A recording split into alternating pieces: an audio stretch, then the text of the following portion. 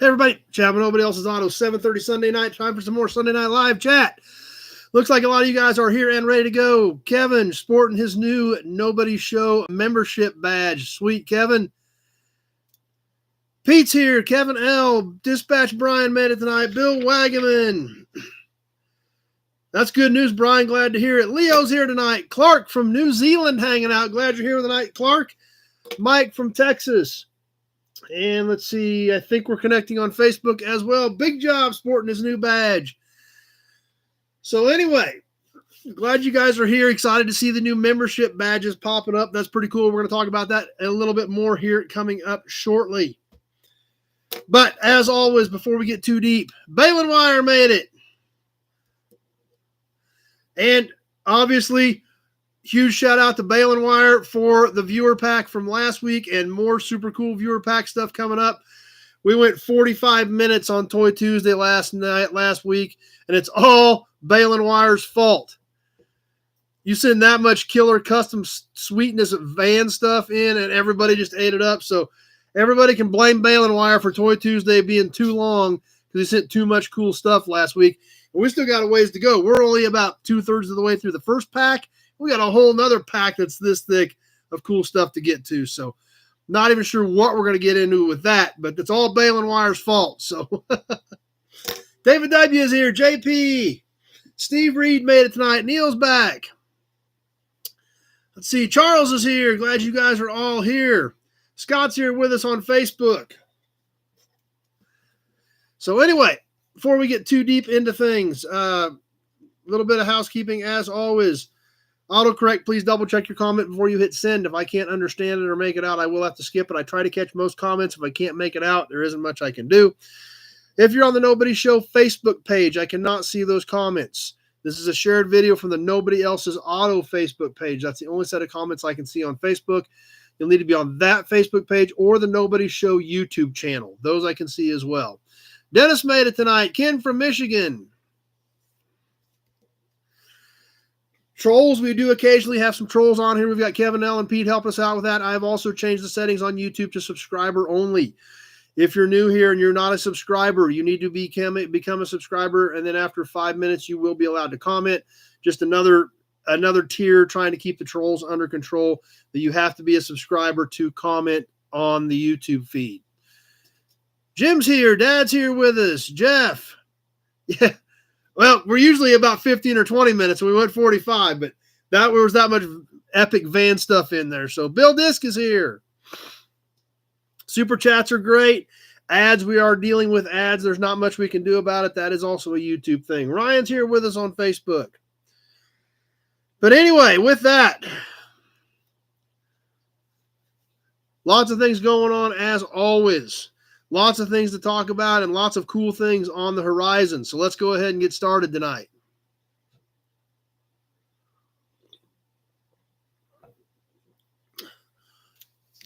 We've got a lot to talk about as far as changes for next year, the gathering, the membership groups, all kinds of cool stuff. But before we get into the details and the meat of the channel, and when we get into the channel stuff, I need your guys' help with some of this stuff as far as how we proceed next year. But first off, industry news. There's some things that have been popping up over the last couple of weeks that I wanted to mention in case some of you guys had missed it. Stellantis. Obviously, I've got a lot of Mopar stuff. But has anybody seen the news with Stellantis over the last few weeks or been keeping tabs on it? Obviously, Stellantis has been a disaster throughout 2024. Dealer body up in arms, trying to kill off internal combustion engines, trying to push everything electric, blah, blah, blah. December 1st, Tavares was basically forced out. The CEO, the European CEO of Stellantis was basically forced out, and been some pretty exciting news in the last 3 weeks in case you guys have missed it. Kuniskis is back. Tim Kuniskis, the father of the Hellcat, the Demon, and multiple other poor decisions made by the boys at Dodge, but mostly his responsibility. And not only is he back, they announced this week the Hemi is also coming back. So some exciting news from Stellantis if you're a gearhead. Matt's here. Frank made it tonight.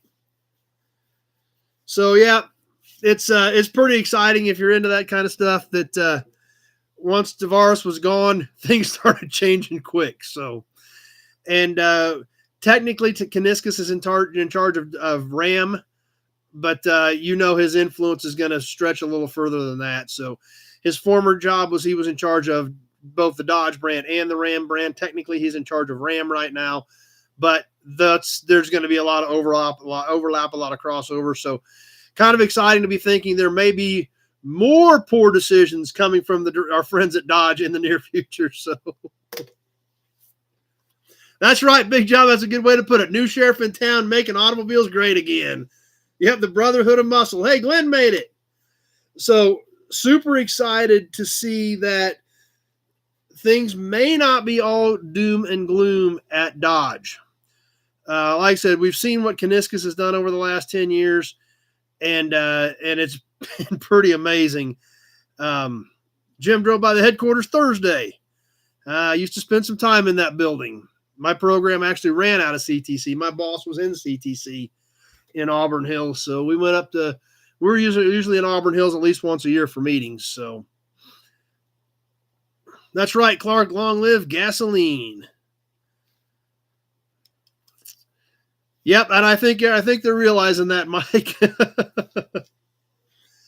So excited to see what's going to happen there, and looking forward to more bad choices for the boys at Dodge that car lovers are going to love. So anyway, let's get moving into some of the channel information that I do want to talk about. As far as, obviously, we've been coming up on the end of the year. You guys, like I told you guys, I do want to make some changes going into next year. I've got the membership group set up, and I'm also going to be curious to get some feedback from you guys as well. Maybe they'll open the museum again. That's another thing, Jim. They were supposed to be putting that in Conner Avenue Assembly, but I've not heard anything about that. After they wrapped up Viper production, and it's kind of crazy. They said they were going to put the museum in Conner Avenue Assembly, but then they sold all the Viper memorabilia out of Conner Avenue Assembly, which is great because I got a couple pieces out of there, off the online auction. So, don't know where that's going, but obviously a lot of things happening in the 3 weeks since Tavares has been gone.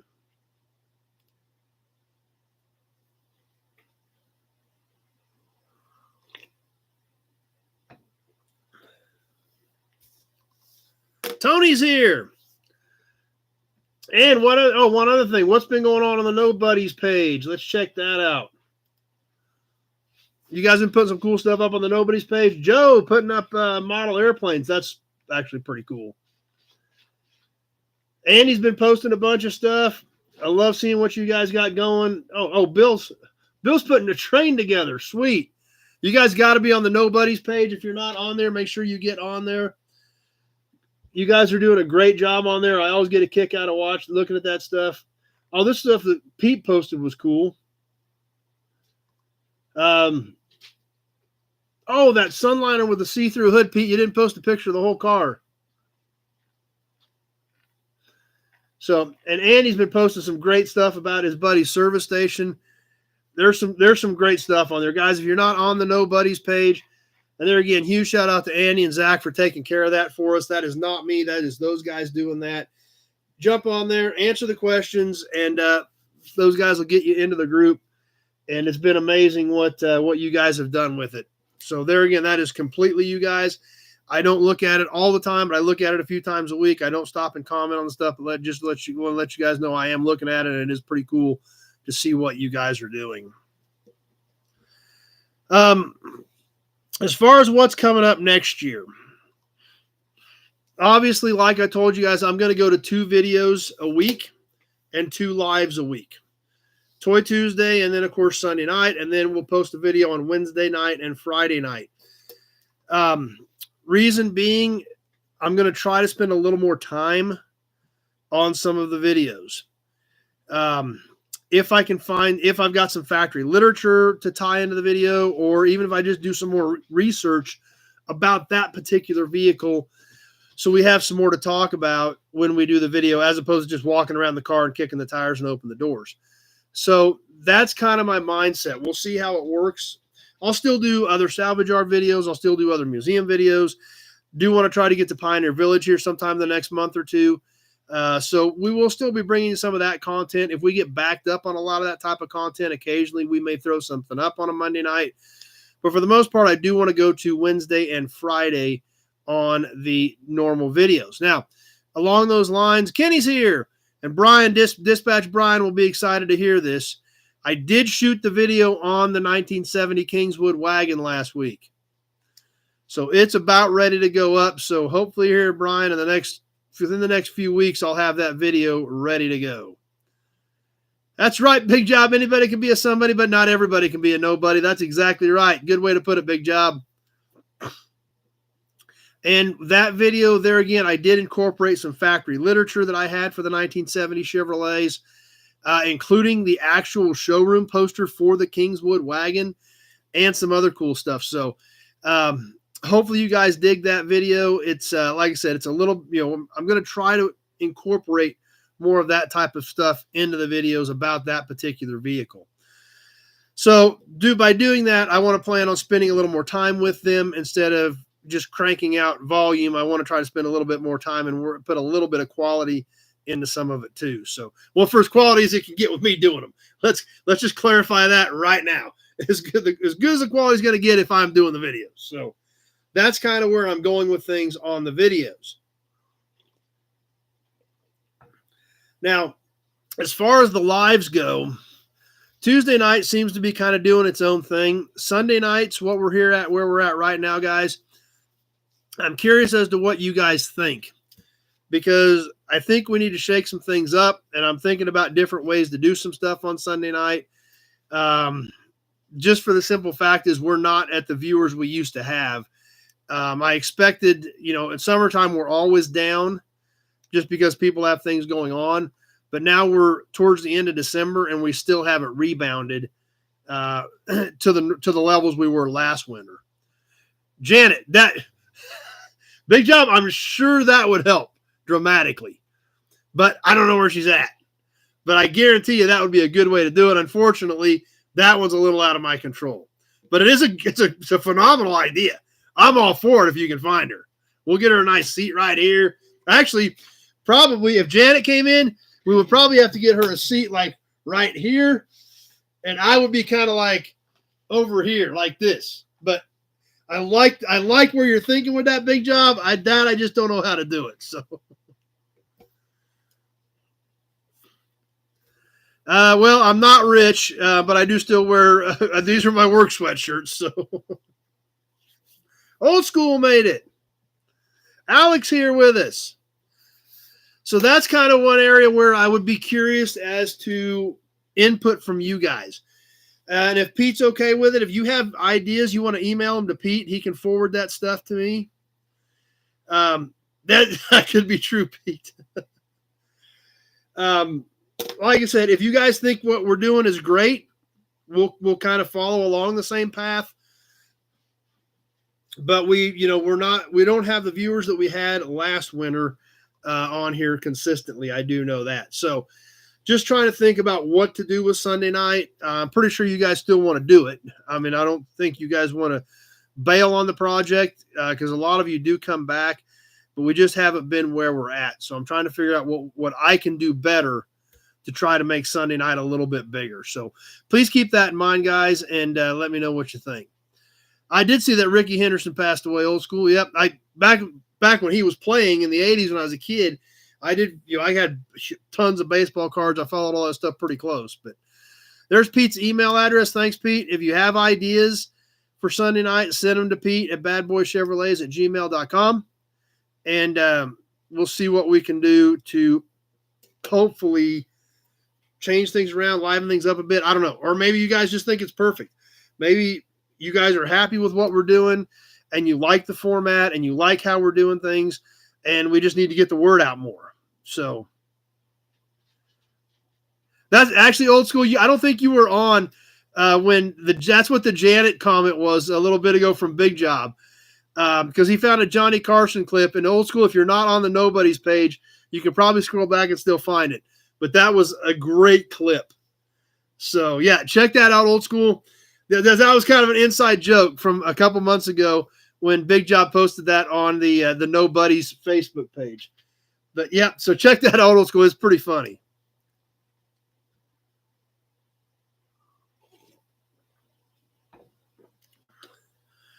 The gathering of the Nobodies, the second annual gathering of the Nobodies. I talked to Pete. One thing that we didn't realize when we were talking about dates, we were looking at April once again, just to stay out of May because May and June get so busy for people. Hopefully it doesn't snow this time. But we were looking at April 20th or April 26th. I did not realize till Pete checked it that April 20th is Easter weekend. So April 20th is probably not going to be good for a lot of you guys, which kind of is probably going to make us look at April 26th. So bear that in mind, guys. And there again, questions, comments about that, you can send that send an email to Pete on that. But that's kind of, I think, what we're looking at. I want to check on a couple more things, but we need to get that nailed down. Along with that, another thing I was curious about is, or if you guys that are interested in coming, and this is something to think about, do you guys want me to check on hotels again? Try to get a block put together so most people can stay in the same group. I do have a guy here that I know that did buy a small hotel. I know the rates are pretty reasonable. It's no Taj Mahal, but I think it's a clean and decent place. He would probably get us a deal, on a block of rooms. We had a block at the Best Western last year, but it was a little pricier than a lot of, I think a lot of you guys got online and found something a little cheaper than what they set the block up for us at. So, if you guys want me to do something like that, once again, please let me know. Obviously, if you were on last week, our good friend Ryan that owns Dry Lake Brewing, he set us up. That would be fun. Big Job. As far as us doing it, there's no way. Literally, if Rico and Jess hadn't come out Friday morning last year, I don't have the shop half cleaned. Rico and Jess got out here early, and Bill Disk did call me last week, and he said his flights are probably going to work better to come in Thursday afternoon, so we may have some help from him. I would love to have some other YouTubers here. If you guys have friends that are YouTubers and they want to come up and be part of it, absolutely. As far as doing a revival or a build out of something, there's no way I have time to do it. Unless, if we can get Derek to come back out and do one where he's set up to handle that, absolutely. But as far as me trying to do it, I just don't see how I would get it done. Big Red's here.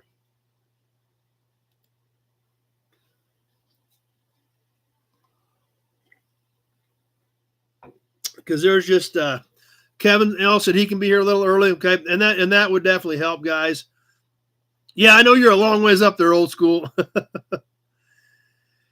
But so just there again, that's kind of what we're looking at. We've got, like I said, we've got the room at the brewery. Will probably be fairly similar to, absolutely, Big Job. If you guys have some YouTubers you think would be interested in it, I'm all for it. Love to talk to them. Love to try to figure some stuff out. So Brian's happy with things the way it is. Well, that's good. At least we're still not, we haven't strayed too far off the path. If you guys still like what we're doing. So, but yeah, that's right. Great ideas are always welcome. So, but tentatively, like I said, I'm going to talk to Pete. Think about what you guys want to do on hotels. If you want to try to set something up, or if everybody just wants to do their own deal. And we'll probably, like I said, I need to kick some things around, but we need to get something nailed down. I'll probably talk to Pete this week and do probably, especially this just being the second year, I think we'll probably pretty much stick to our format like we did last year, which was come in Friday, meet at the brewery late afternoon on Friday, hang out Friday evening, and then, go to the yard Saturday morning, hang out at the yard. My buddy that did the brisket last year, he said he would do another brisket for us this year for lunch. And then, mid-afternoon, we came to town and looked at my cars. And then obviously Dad has some new cars. We can work our way out to Dad's shop as well and check out those cars. So, Absolutely, big job. Yeah, if you guys have some YouTubers that would be interested in coming and hanging out, it'd be awesome. All for it. Buick Man's here. Like we've talked about, we're probably going to charge $20, mainly just to help cover, my buddy's doing the food for us. And also because we had a bunch of people that bailed within the last week last time. And when we kind of got to cap the amount of people here, if you're going to commit, I don't want to, push people out that, until people were already full and then have a bunch of people bail out. So the gathering is ad free. That is true, Bill. The gathering is ad free. So anyway, keep that in mind, guys. We will get some details nailed down on that, but tentatively it looks like April 26th is going to be it. And Pete and I'll get that worked out, get an email out, and we'll get some details nailed down here pretty quick so you guys can start planning for it. So let's see. Keep Sundays, but add weekly model kit, dealer brochure, or a feature on paint color trends and paint samples. Weekly wheel covers. We could do a wheel cover, Jeff, leave the badges and emblems. I'd kind of been incorporating that with badges and emblems, but what's everybody think about doing a weekly wheel cover? I kind of like that, Jeff. Brochures, those are always fun. Like I mentioned earlier, I'm going to try to incorporate some of that literature with the videos on vehicles, but we could actually work some of that stuff in. And those are some features that, maybe we want to do a weekly wheel cover and a weekly emblem. Yeah. Pole Barn Garage has been here. Dalton's been out here before. He got the Road Runner out here. I don't know if you guys remember that. Junkyard Diggs, I don't know him, so that's Spring Carlisle for Bill. Okay, yeah, we ran into that last year, I think. Just got Hot Wheels, Bash, and Crash Cars. Those are good. I like that. So that's some good ideas, Jeff. I like that. In fact, before I lose that, I'm going to screenshot it. Okay. Good idea, Leo. I bet you are. We forgot about that. Or are you Yoda in disguise? Maybe Leo's Yoda in disguise. Dry I am. So maybe we'll do that. Maybe we'll do a badge or an emblem and then go to weekly wheel cover. What do you guys think of that? I like that.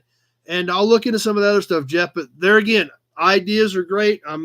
We'll try to incorporate whatever anybody likes. So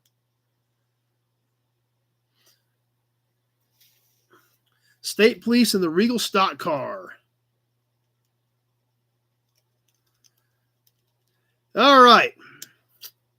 So anyway, we will get something nailed down. Hopefully by next week, we will have Wheel Cover Wednesday. Have some of the details nailed down. So sometime this week, Pete, I need to talk to you about that. I was going to try to catch you today, but my day got completely away from me. So anyway, let's tentatively shoot for that. We'll get to work on it, guys. Like I said, I think maybe by next year in 2026, we may be able to incorporate some other stuff. But I think unless you guys have other ideas or didn't like the way we do it, I think we'll stick with the same format and then do something for breakfast on Sunday. For the guys that stay Saturday night before everybody gets on their way and heads home. So anyway, keep all that in mind, but that's kind of what I'm thinking for the gathering this year. And once again, if you've got ideas, if we do it in 2026, we may kind of shake some things up. But for 2025, I think we'll stick with the same format of what we did this year. So membership groups, while we're still on channel stuff, as you can see, Big Job, Kevin Brown, and Randy. I haven't seen Randy on yet tonight. All the first members of the new Nobodies membership groups. Gray Kitty is right over there. Come here, Gray Kitty. Come here. Gray Kitty. What? You're looking at me. Hey. I see you. She's dealership badges. That's something else. Nope, I was just thinking ahead, Big Job. Drink for Gray Kitty. Dealership badges. That's something else we could start incorporating.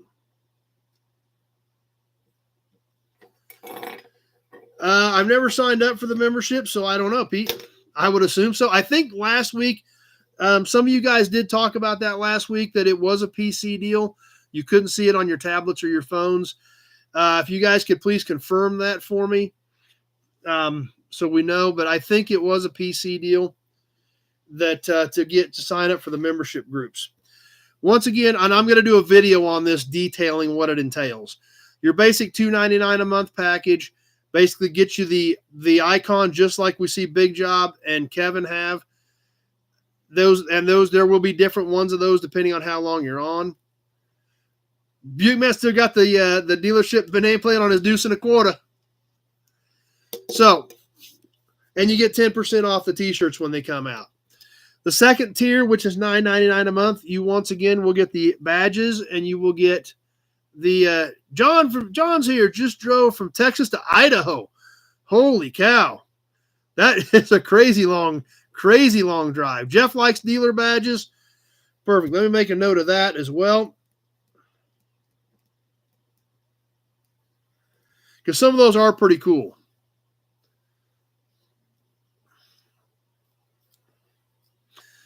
But $9.99 a month, that means you're going to get the videos a week early, which means at the first of the year, the first week, I will probably put up one member video, one public video. The second week, there will be the video that was members only that will come out public. But by the second or third week, it's going to be that membership group will get the videos first. And then they will be public the week after that. The third tier is kind of a little bit different. It is a membership group, but it is a training group. And I had a couple of you guys interested in this. It's $49.99 a month, but what that entails is we're going to talk about what I do and how you can utilize that to make money. So that's what... So even though it's a lot more money, you should be able to make money with it. And anybody that's interested in that, and we'll go through everything I do. I've got a whole training course built talking about how I find stuff, how I market it, how I pack it, how I ship it, boxes, packing materials, shipping companies, all that type of information we're going to cover throughout that course. And then the members of that course will also be able to ask me questions. Hey, I found this, I found that. Should I buy this? Should I buy that? How should I market it? What's a good place to do it? What's a good way to do it? Jars full of matchbook covers. We haven't done those in a while, Leo. That's right. The training videos, Big Job, as long as you're in that group, they are all available to you.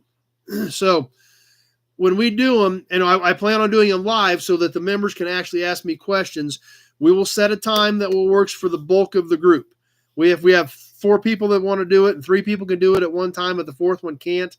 I understand that it's not going to be able to appease everyone, but anybody in that group can always go back and watch the videos in that group.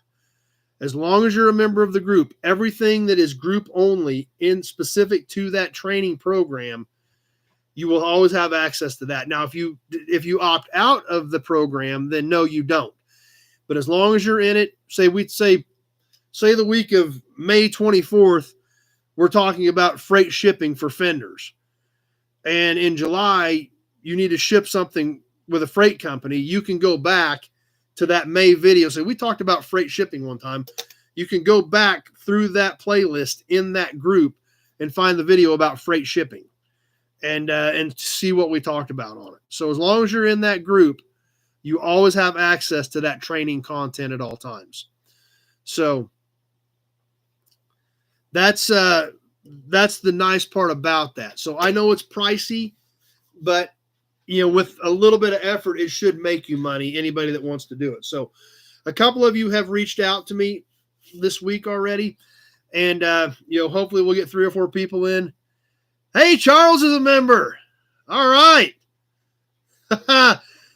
Charles is a new member. That's awesome. Charles is in with us.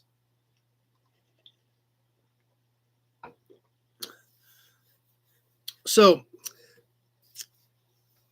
and here's what I want to do as of right now as we're going this, because this membership thing is new to me. One of you members is going to answer Pete's question. Which one's that, Pete? As far as trying to find it, I know Big Job said he just had to search for it. All right, what do we got going on over here? We got a different cat in here, and somebody's not happy. Gray Kitty's not happy.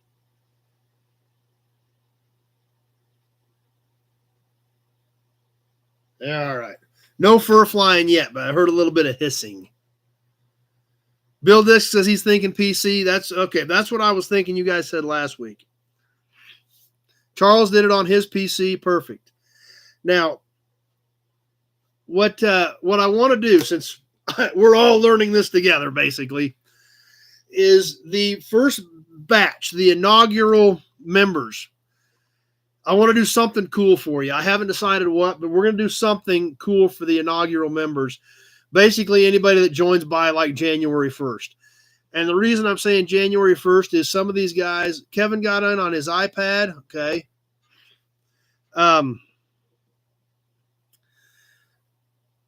If you guys, some of these guys that want to do the training group that, want to get involved with that, since it's a lot more money, if you want to join on January 1st so we can start for that month, perfectly understand that.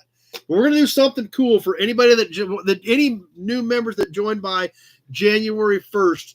I'm going to do something cool for you guys. So we'll get some sort of memento, something's cool, something neat, something special for anybody that becomes a member by January 1st. So fly everybody to the Nobodies yard once we get the plane fixed. I don't think that's going to happen, Big Job. It's a super cool idea, but I don't think it's going to happen. I did see another one, though. The Kansas Aviation Museum in Wichita, they have a Beech 18 out front. So, like I keep telling everybody, all the cool kids got a Beech 18. There's the one at Beaumont in my buddy's hotel. Doug Prey, Auburn Court Duesenberg got Beech 18. Chad got a Beech 18. All the cool kids got to have a Beech 18 out front, right? I don't know. It sounds like a good theory, so I'll go with it. That's what I would like to do, Bill, depending on, who we get involved. But yeah, if we get 3 or 4 guys ready to go by January, absolutely, we can sure get started. So we'll see how that works. The other thing about, not only do I want to do something cool, but for some of you guys that want to join the training group, and there again, I know it's a lot more money. Clark, so we need to get a bigger plane to get him there. That plane ain't very big. We would need a lot bigger plane to get everybody there, because that plane can handle about 8 people, I think. Yeah, I'm sure Osh has one.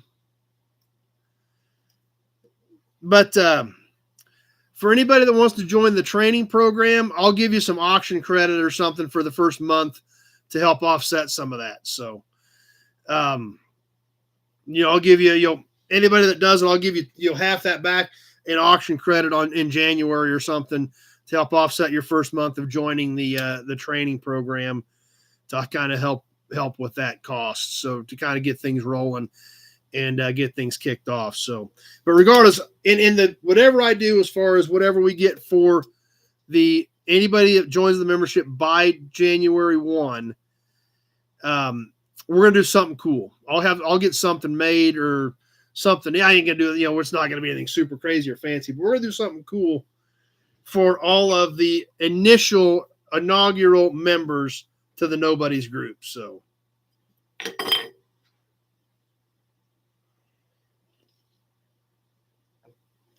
lots of cool things coming up. Looking forward to your guys' help and input as we take this thing into 2025 and see what direction we go with things. But as always, you can always get a hold of me. You can send Pete an email, and let's get some things planned out. Let's have a great 2025. One more episode left in 2024. John's here, training, the Nobodies training, John, with the membership groups. You got the basic $2.99 membership, the $9.99 membership where you get the videos early, or the $49.99 membership where we're going to do a weekly training about what I do. So start sewing on your parachute. Great idea, Mike. Like, share, and subscribe. Appreciate that. And with that, I guess it's time to get moving on to new inventory. We had an exciting day this week. We touched on it a little bit Tuesday night, but I pulled in one of the oldest cars, if not the oldest car I have in the yard on Tuesday. And yes, we did video it. What was cool about it is this car was parked 92 years ago.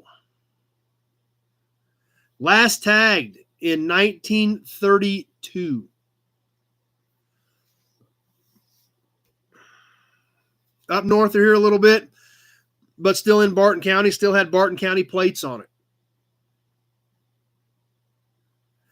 So that was cool. A guy that does a bunch of hauling for me, he has a skid steer.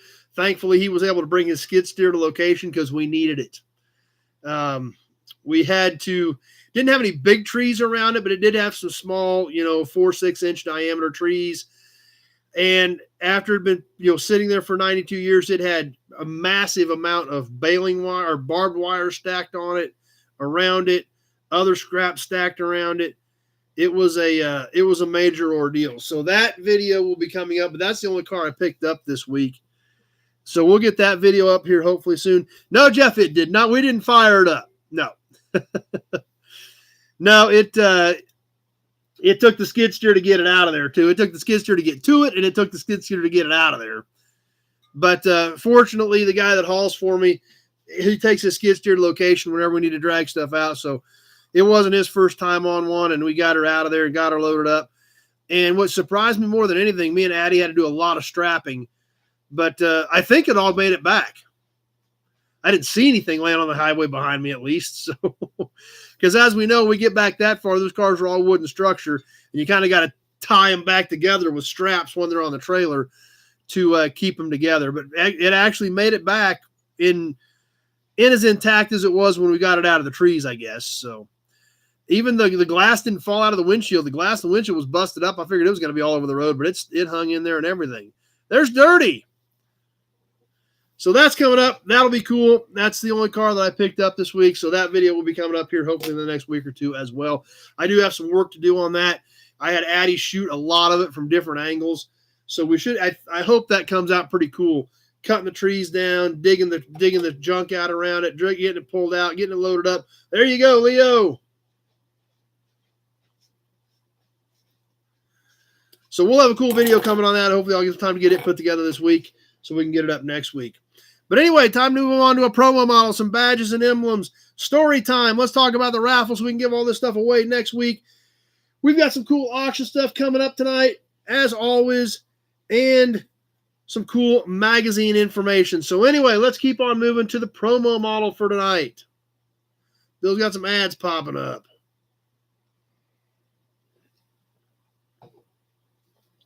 Tonight, another one of the Chevrolets out of the Chevrolet promo collection that Dad and I bought. Went to that auction a couple of months ago.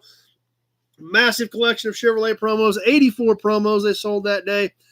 We bought a bunch that day. There was another antique dealer there that bought a bunch of them. And since I know I buy a lot of stuff from him, and I know he's pretty easy to deal with, so I called him. I bought everything he bought, too, after the fact. Because actually the day of the auction was like a week or two before I was closing on that other shop. So I didn't want to spend all the money because, I could have bought them all, but I actually had the money sitting there for that building. So I was like, moron, don't go buy a bunch of promo models. You got to pay for this shop. So Billy Bowman's here.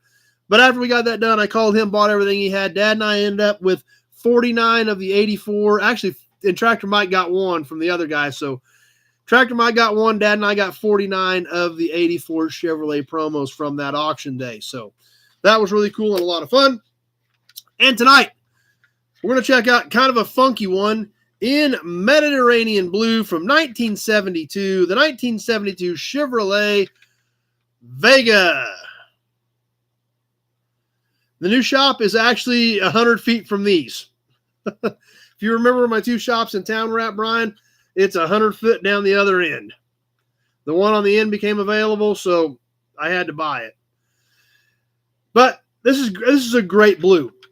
This is the only, I actually ended up with another Vega from the other guy. This is the only Vega I picked out at the auction. This was because of the color. Once again, just like all these Chevrolet promos, these things are almost mint. There goes the hearts. I love the hearts. Kenny's a nobody. The bumpers aren't chipped off. The lights are there. We see the 1972 in the plate. Yeah, it is. It's a great color, guys. That's why I picked it out. Of course, on the bottom, not a ton of detail, just one piece of molded plastic. That's right, Bill. They were underrated. These early 70s Vegas are pretty popular. Jeff's digging it. We can look inside, see all the detail in there. Pretty darn good promo. No, I won't get the other two because two other buddies of mine have the other two in between me and that one. But I got 3 of the 5. So, but great condition, great color on the cool little Vega. Good idea, Kenny. Throw that up there with the Vega.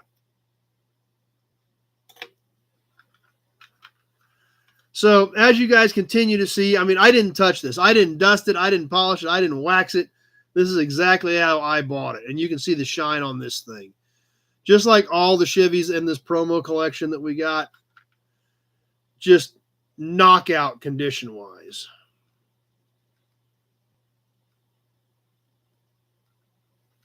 So great one tonight. The Mediterranean Blue 1972 Chevy Vega promo. Alex digging it too. I do not remember seeing a panel wagon promo, but you never know, Matt. Jeff's first 2 cars were Vegas.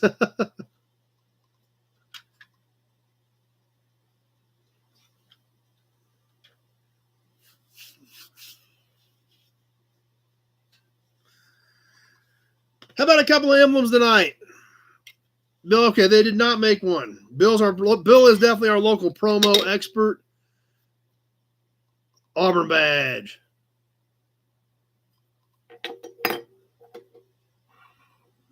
JP's classmate had when he cut the middle out of the front bumper so it looked like a Rally Sport Camaro. You could absolutely do that. And when you look at that nose, you chop the center chunk out of that, leave the ends on it like a Rally Sport Camaro. You could do that.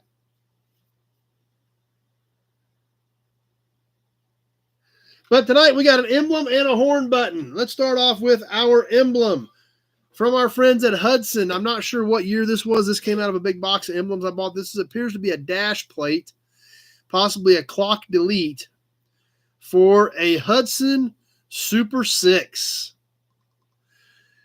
This is a pop metal badge. And there again, the crazy part about it is this is just a dash plate. And like I said, it looks like it may have been a clock delete or something. I'm not sure. But this thing is all pop metal, chrome plated. We can see where this would have all been black behind here. Some of the black is obviously flaking off. Super 6 and these edges around the perimeter, all chrome plated. There's Briggs made it.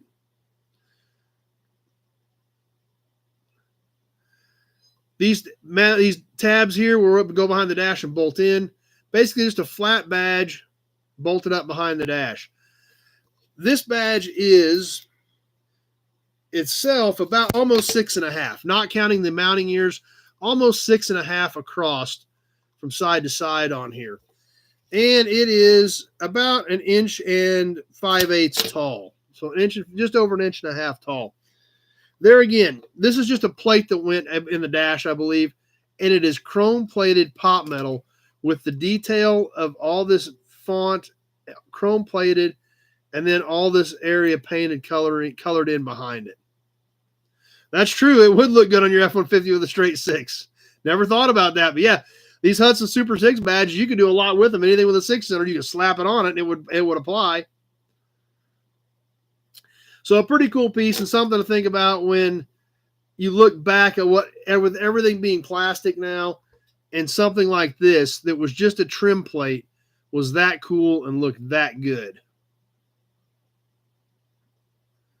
Brett's with us in Denver tonight. What do you got on the truck this weekend, Brett?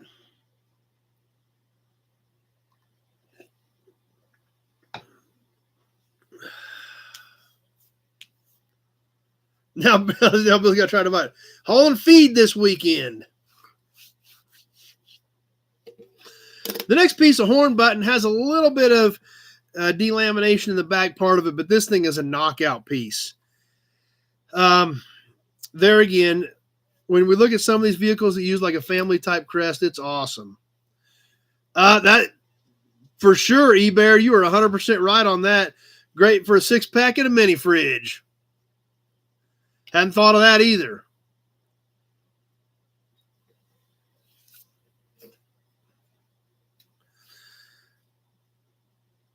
This next one, like I said, the detail in this thing is amazing.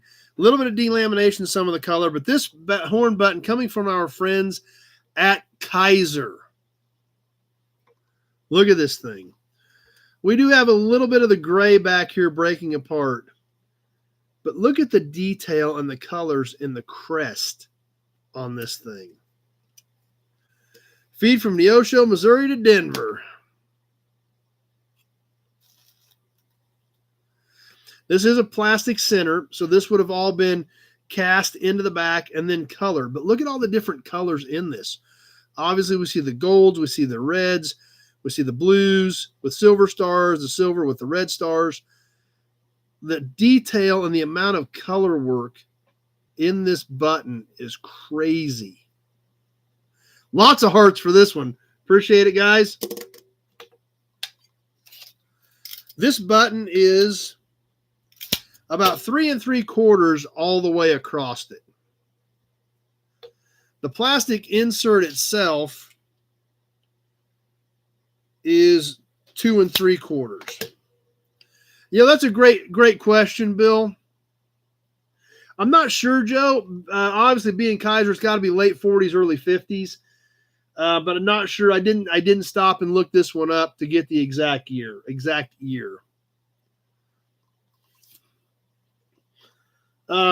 That's a good point, Bill. The next two Tuesdays are Christmas Eve and New Year's Eve.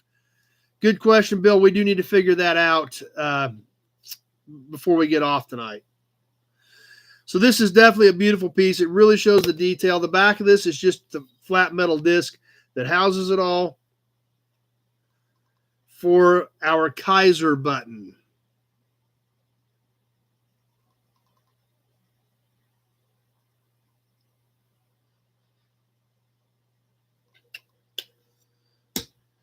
So anyway,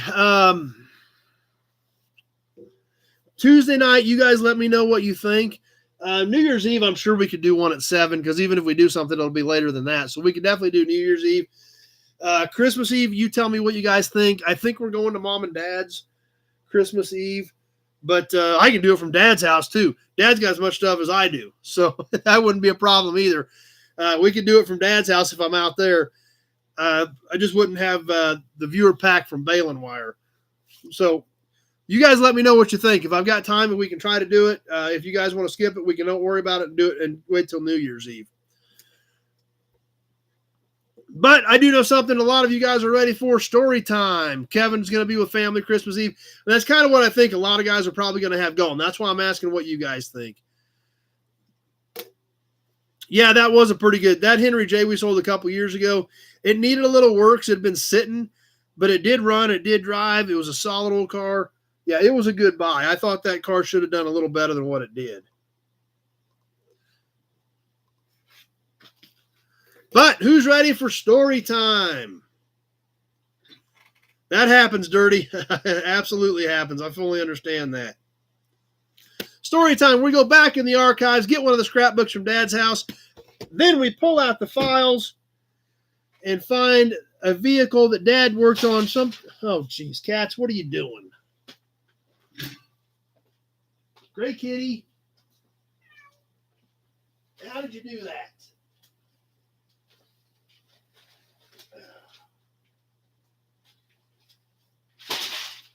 Cat.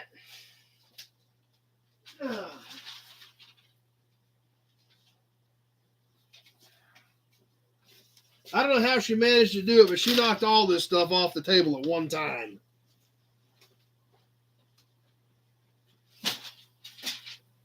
Come here. Come here, Gray Kitty. Come here. Let's go say hi to everybody. You just as well say hi. You're making a mess. You just as well say hi. Yes. All right. Yes, say hi to everybody. See, yes, I made a big mess. I knocked the whole pile off the other table. Yes. Jim's going to be tied up. Do it from Dad's if we're out there. That's always a possibility. All right, you want down. You're kind of freaked out because you knocked that pile of stuff off. Yes, you're Gray Kitty. Hello, Gray Kitty. Yes, hi. All right, say hi to everybody, then you can go lay down.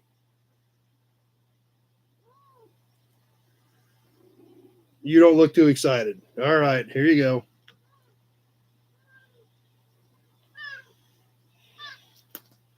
All right, back to story time. Okay. Well, best of luck with that big job for sure. Do some lives from Dad's for 2025. Okay. We'll see how things go. I think that we're going to be out there. If we've got time, we may try to do it. And I fully understand if you guys have stuff going on. There's no doubt about it. But we'll figure something out and we'll see how it goes. If we have time, we may jump on. If not, we'll just skip it and worry about it the next Tuesday. Let's get a Hudson badge out there and let's get on to story time. Going back in the archives, pulling out the work orders, checking out the pictures from a car that Dad did. In this particular instance, he bought this car October 19th, 1977. No, Gray Kitty, I think she's kind of freaked out because she knocked that whole pile of papers off that I just went and picked up. And then I went to pick her up to show so everybody could say hi. And she was still kind of freaked out from that pile of papers coming down with her when she jumped off the table. So, anyway.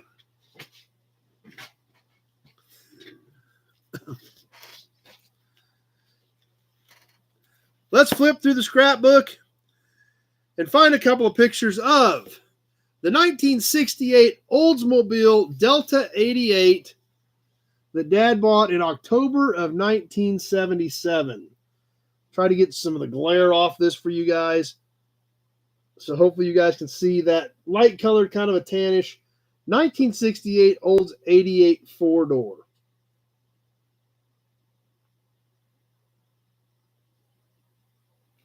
And that is in front of our old house, which is literally just, well, actually, let's see if we can see here.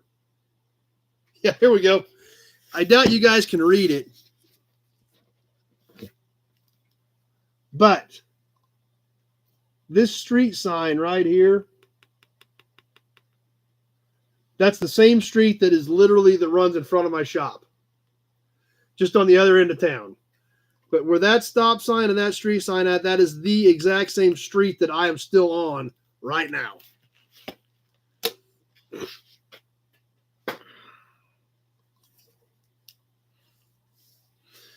So, 9-year-old 1968 Oldsmobile Delta 88 four-door purchased October 19th, 1977. Purchase price of vehicle, $147. Tax, $4.41 for a grand total of $151.41. According to the odometer statement, this 1968 Oldsmobile had 72,675 miles on it at that point in its life.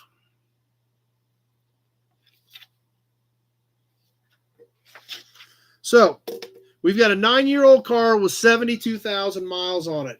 Obviously, in today's world, a 9-year-old car going back to a 2015, in today's world, that's still almost a new car. John, my dad bought a 68 88 back in 72. Okay, that's the car you were talking about the seats and stuff out of then. So anyway, what happens to a 9-year-old car at that point? Dad don't remember that particular car. It wasn't around very long. But let's see what it needed. 9 years old, 72,000 miles. 12 hours to grind the valves. Lower radiator hose, resonator pipe, center link. Installed carb fitting. Serviced it. Replace speedometer cable. Pack wheel bearings. Repair vent windows.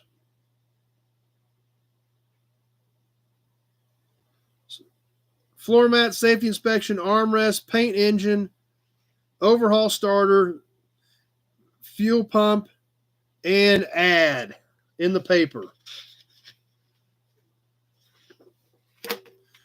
So, like we talked about earlier, here's the ticket where he bought it, October 19th of 1977.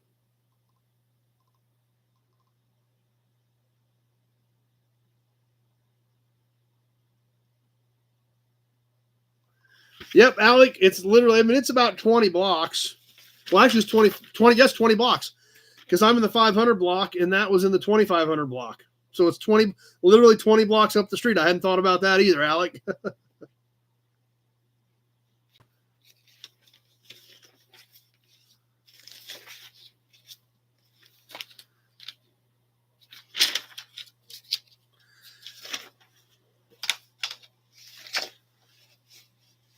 Okay, that was for the carb fitting. There's the steering arm, Moog steering arm.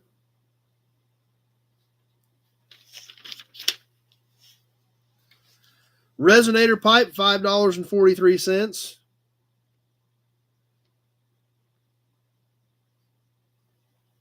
Intake set, $5.01. Some other gaskets, $3.41. Radiator hose, $4.05.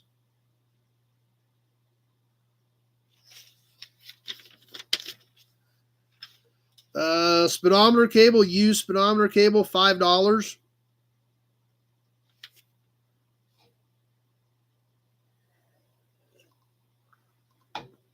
Oh, here's something. I've seen these tickets, but I just noticed this. This is from 281 Auto Salvage, and they're still just up the road from me. A friend of mine, Mike Newkirk, still owns it. His dad started it. But here's something we got to remember. We're in 1977, so we're talking 47 years ago. Wireline service to 8 states. Now, we get on the internet today, and we can find anything we want. But they were literally advertising wireline service to 8 states.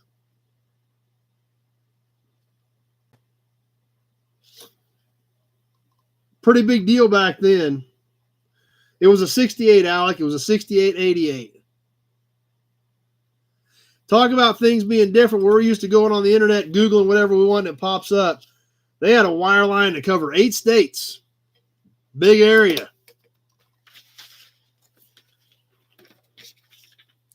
Did a little bit of touch-up work.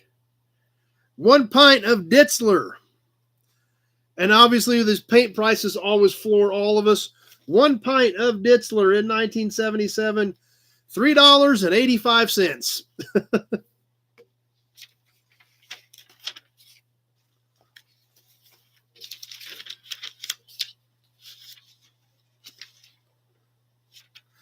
And then we've still got the newspaper ad from the Great Bend Tribune from 1219. So, like that. So this car wasn't around very long. That's for sure. Bought it October 19th. Put the ad in the paper December 19th. So 60 days, 2 months. 1968 Oldsmobile Delta. Excellent condition, low mileage, safety inspected, Seat 2210 25th.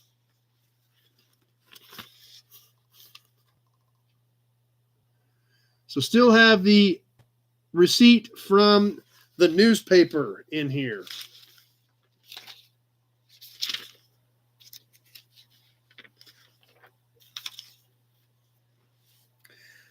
Let's see, insurance. I don't know if this shows the total on the insurance or not. Here we go. Let's see, a couple more things to check out. We have the insurance paperwork. American Family. Automobile policy, 1968 Oldsmobile.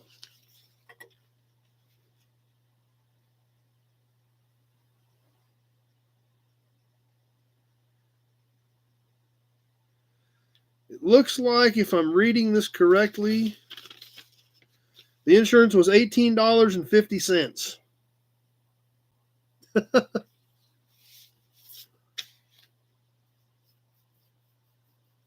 That's right, Big Job. That's exactly what Dad was doing. So he paid $151.41 for it. The big thing was doing the valve job, but I mean, so we had the whole top of the motor apart, had the heads off of it. Had 12 hours in that. The rest of it was all pretty much small stuff.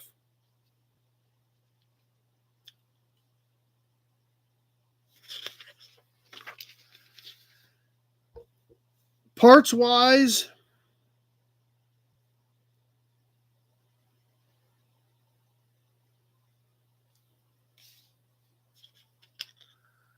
let me see if I've got the whole breakdown on here.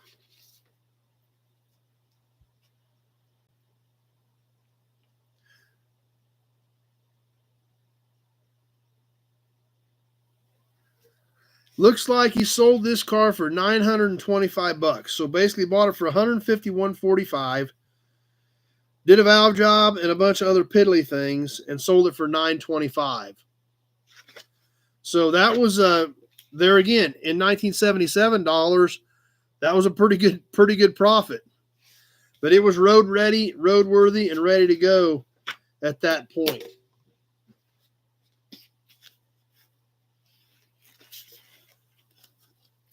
So there you have the rest of the story on the 1968 Oldsmobile Delta 88. Brett's back.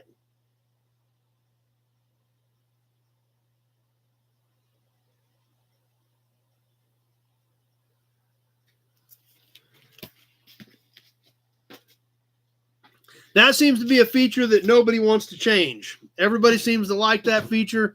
So got a lot of good feedback for that one. I think probably needs to stay, sounds like. Hudson Badge.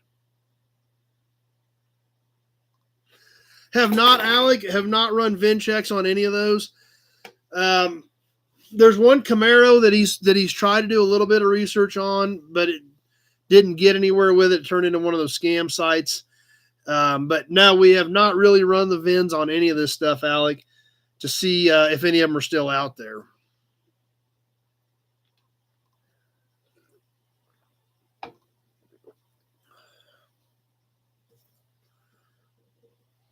But let's get to the raffle. Let's auction some stuff off. Let's check out some cool magazine stuff. Raffle time. Who's in this week?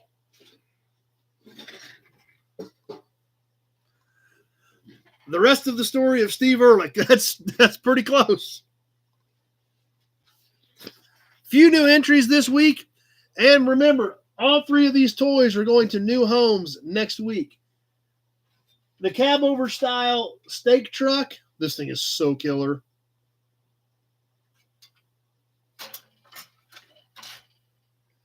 The Japanese 10 sightseeing tour bus, early 60s, as well as the Marx race car. Hudson Badge. So this week, Alec Blanchett is in. Dennis Chapman, Big Job, and Austin. And on last week's shipments, I really didn't ship anything last week because everybody had onesies or twosies. So I figured after this week, I'll get everything on the way tomorrow or Tuesday. So that stuff should all be showing up shortly after Christmas. But those guys are in this week. We added those to the pile.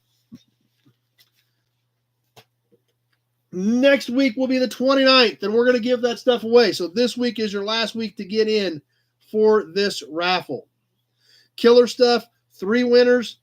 Each one of them going to get a toy. First name out of the big Buick oil can gets first choice. Second choice gets second name, gets second choice of the last 2. And the third name out gets the third piece out of the toy collection. Then we'll yank one more out to kick off the January raffle. There goes the hearts. I love the hearts.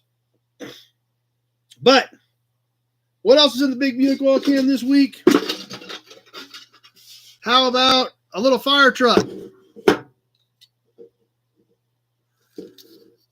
50s era, probably, plastic. All the original wheels. Nothing fancy, just a cute little dude. Who should we give this one to? Let's do the bonus raffle. Let's yank a name out of here and let's give this to somebody.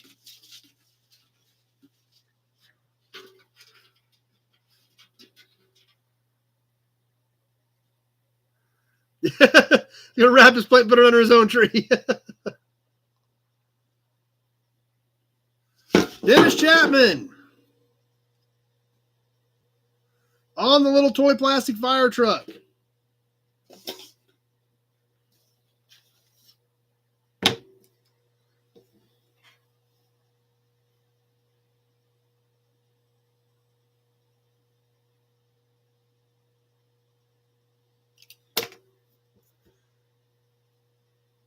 As always, guys, these will ship with your next shipment. They do not ship individually.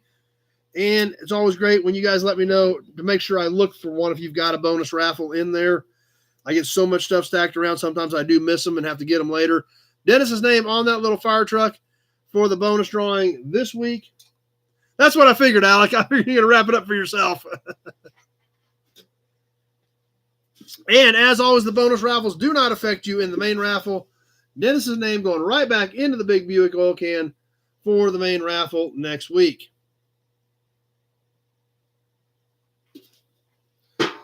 So your last chance to get in is this week for the killer toy raffle. And what's awesome is there again, you guys are going to be getting them shortly after Christmas.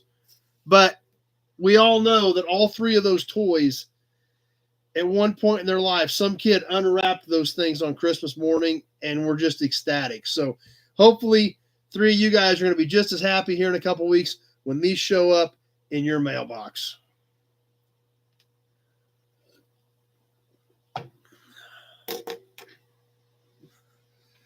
So anyway, I assume we're going to do auction stuff tonight, right, guys? Let's rearrange a few things, see what we got laying here in the pile this week, see what we feel like, how many we feel like doing, what we feel like doing. We're going to have a Hudson badge right now while we're thinking about it, while we're getting ready. And I'm going to round a few things up, and let's get ready to sell some stuff and add it to your collections.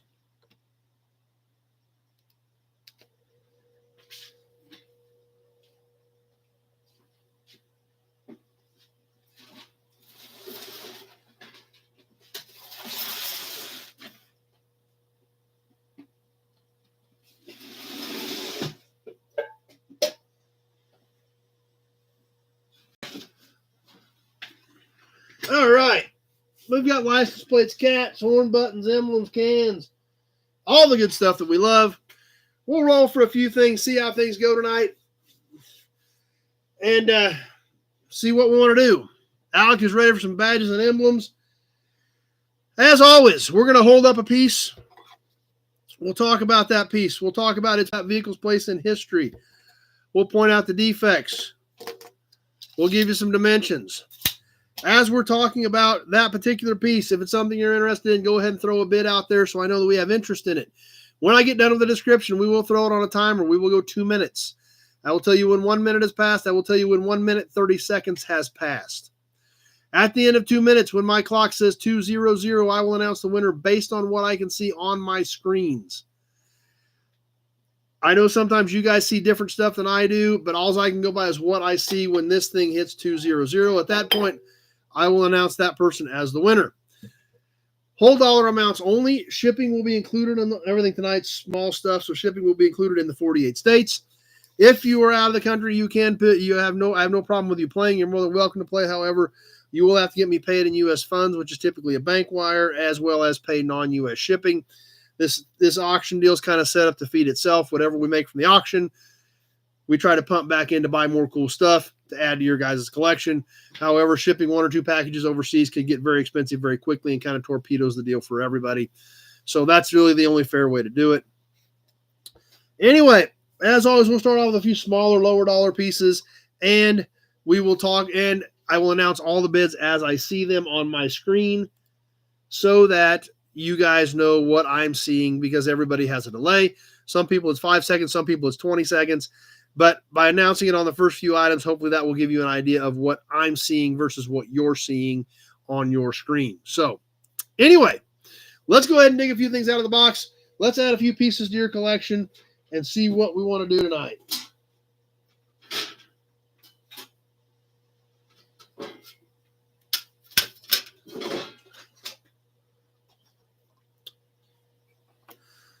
All right, let's start off with a couple of plates. These are kind of a pair.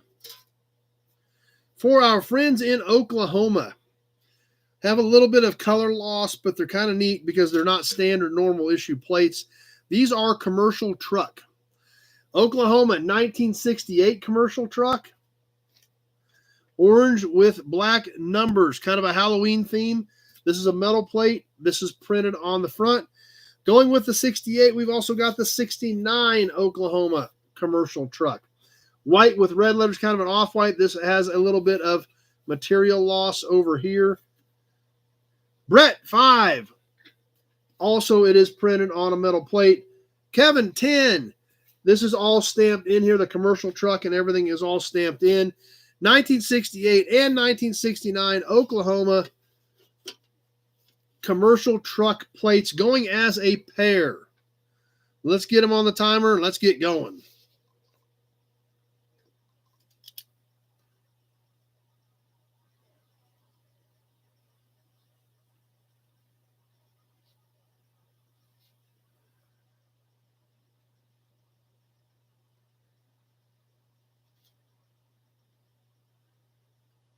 Alec, 13.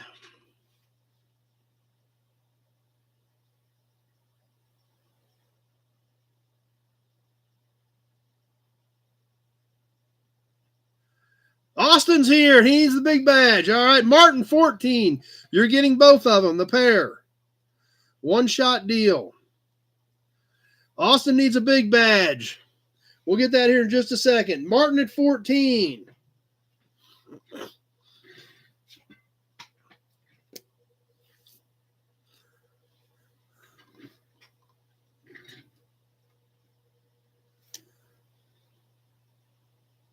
One minute gone, 1 minute left to go. Martin at 14.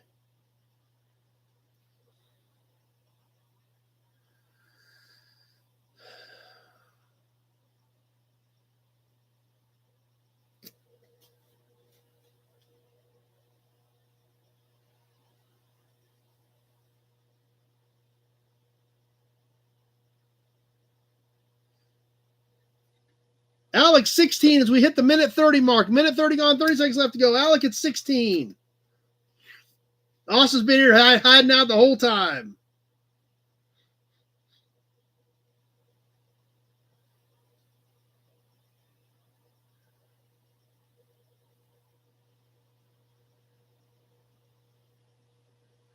About ready to wind this one up. Alec at 16. Martin at 17. Few seconds left. Martin at 17. And that does it. Martin at 17.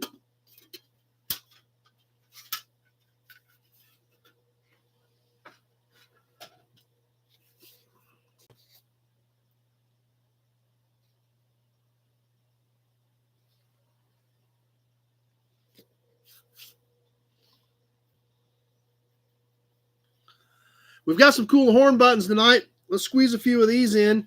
This one out of my buddy's yard that we do all the videos from. You guys want some emblems and ornaments and pieces out of there? That's where this one came from. So my buddy's yard, we do all the videos and all the content. This is a piece straight out of his place. Out of a 1965 Oldsmobile Cutlass. Check out this horn button. Got the rocket in the middle of it. Got the Oldsmobile across there. We forgot to give Austin a big badge. We're going to do that here in just a second. This is a chrome housing. Even the serrated edge is chrome with the plastic center. Brett, 15, with the rocket in it. Out of a 65 Cutlass, it is about 3 3/8 in diameter on the 65 Cutlass horn button. Let's get this one on the timer and away we go.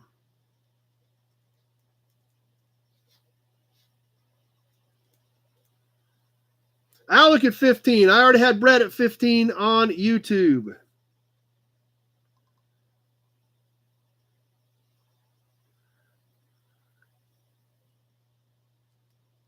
I figured you would, Brett. Alex, 17.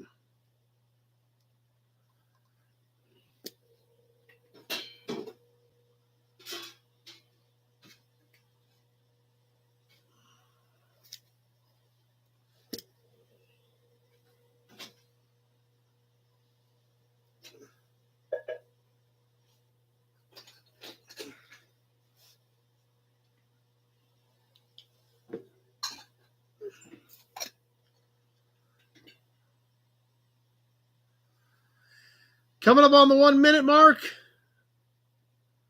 1 minute gone, 1 minute left to go. Alec at 17.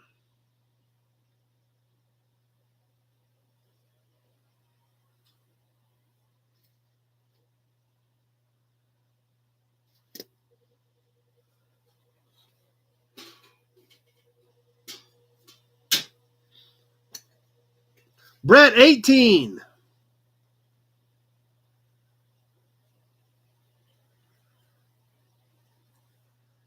And there's the minute 30 mark. Minute 30 gone, 30 seconds left to go.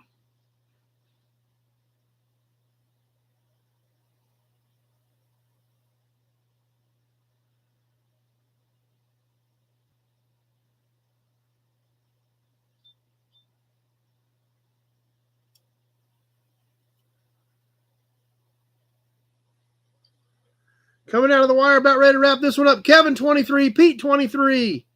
I had Kevin first. And that does it. Kevin at 23. He barely beat Pete in there on my screen. They probably shot him at the same time. But that's what I see. That's the only fair way I know how to do it. Kevin at 23.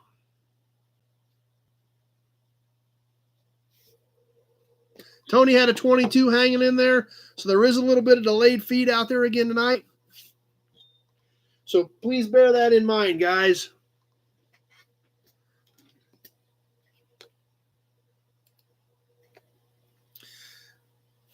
Let's catch a kind of a funky license plate. These are really hard to come by. This one's kind of weird because it's been hacked on. We've sold a few of these, but they're very difficult to find. It's a hard year to find, and it's a very difficult year to find with the graphics on it. Going back to Kansas in 1942, and this is going to be great if somebody's trying to finish out an edge with their license plate collection because somebody already hacked a corner off of this thing. This is a 1942 Kansas truck plate with a hacked corner. Now, 42, yeah, there you go. There's a good sport. Kevin, thanks for Pete for giving him an extra second. 42 actually had these sunflowers on them, one on each corner. This corner obviously missing. This sunflower over here still looks really, really good. These are usually heavily faded and heavily worn. So wherever they cut this, it apparently finished out something. It kept it inside and kept a lot of life left in that sunflower. It was a truck plate. We can see the remnants of the T here. 35 was the county. Backside of this still has a good green color. One other interesting thing about this tag was used in 43. In 43 during the war, Kansas had a little tag here that bolted into this hole, covered up the 42, and said 43. Ford County, down around Dodge City. So, kind of a hacked up, but kind of a cool 42 plate. This would have been a little bit longer since it was a truck plate. 14 inches if it were all still intact.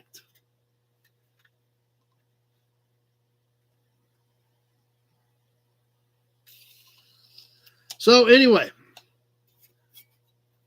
where are we at on the 42 plate? Anybody interested in a hacked 42 plate, or does everybody want to wait for a full 42 plate? Because I don't even know what I've got left for 42s. You just don't see a lot of them. Tony 5, Briggs 5 at the same time, but that probably isn't going to hold anyway. Actually, let me get it started before I start writing it up. Started writing and didn't get the timer started. Alec 12.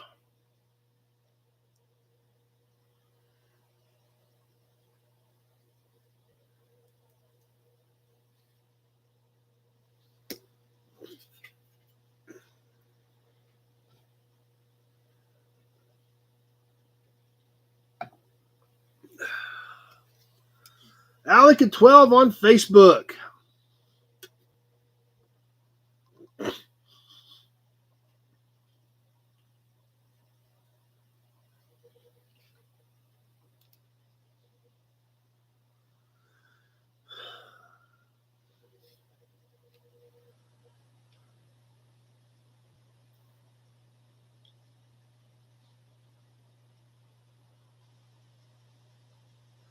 One minute gone, 1 minute left to go.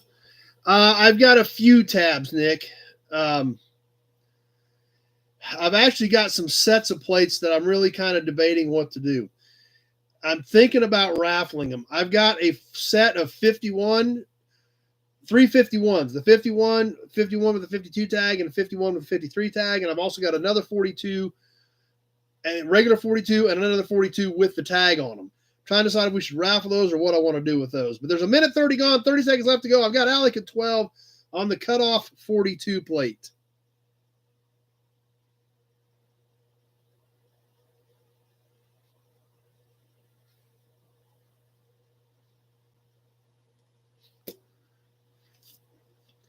About ready to wrap this one up. Alec at 12.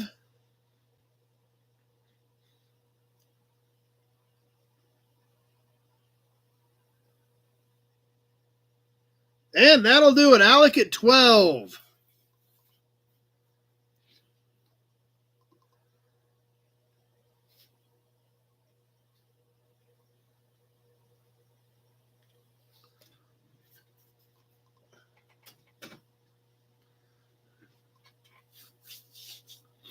All right, Austin's been wanting this one. We got her out. Let's get her polished up. Let's get ready to go. Alan needs a 51 Oklahoma. I don't think I've got any of those. Boom, there it is. Look at that. The big Auburn 12 badge.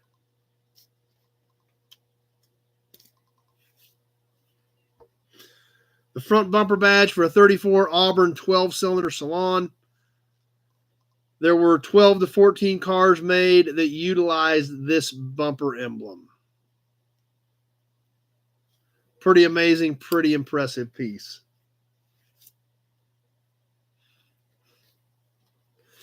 All right, there you go, Austin. There was the big badge.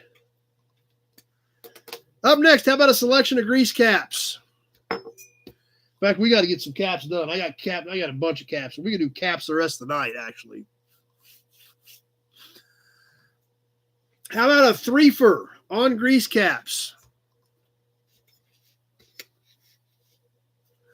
For our Ford fans, we got this little Ford grease cap, hex head, early Ford, about an inch and a half across the hex, and this is about 2 inches tall. Another little Ford grease cap, only this one is about 2 1/4 inches tall. So you're getting both of these, and they're a little bit different.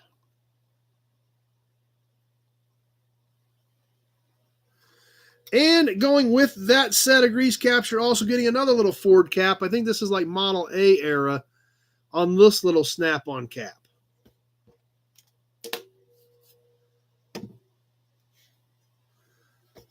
This cap is about 3 inches in diameter.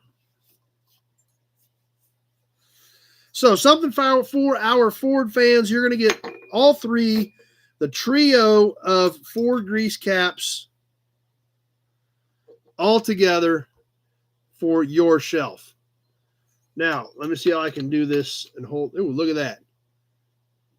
See if I drop them in the meantime, but I got them for now. All right, full set of Ford caps, Tweedledee, or full set, all three of these. Tweedledee start us off at 10. Here we go on the timer. All three Ford grease caps, all just a little bit different, but definitely some early cool stuff.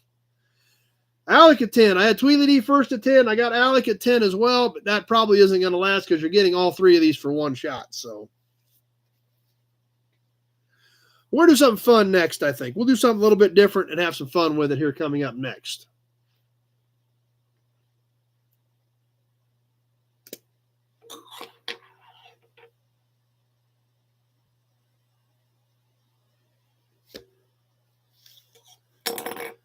All hung up at 10.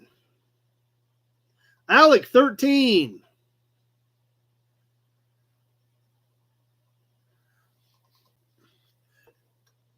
We're going to have to rearrange something here because this is not good on hand muscles.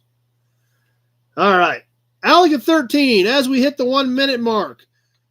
1 minute gone, 1 minute left to go. All three of them, one-shot deal. Alec at 13.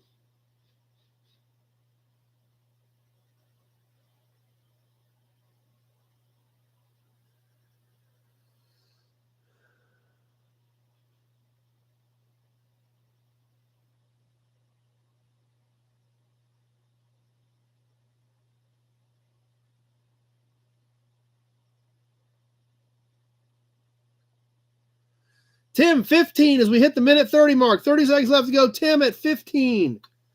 Only at $5 a piece on all these.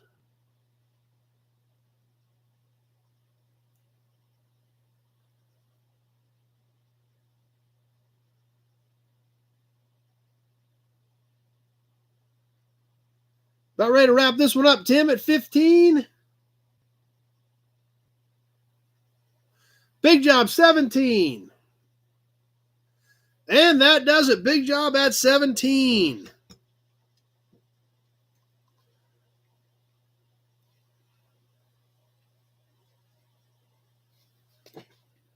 Tweedledee had a 25 in there. Tim had a 20. So we've obviously got some delays on the feed, guys. So please bear that in mind. All right, I told you we were going to do something fun, something cool, something a little different, right? Who remembers the Mopar video, the new old stock Mopar parts video from last week?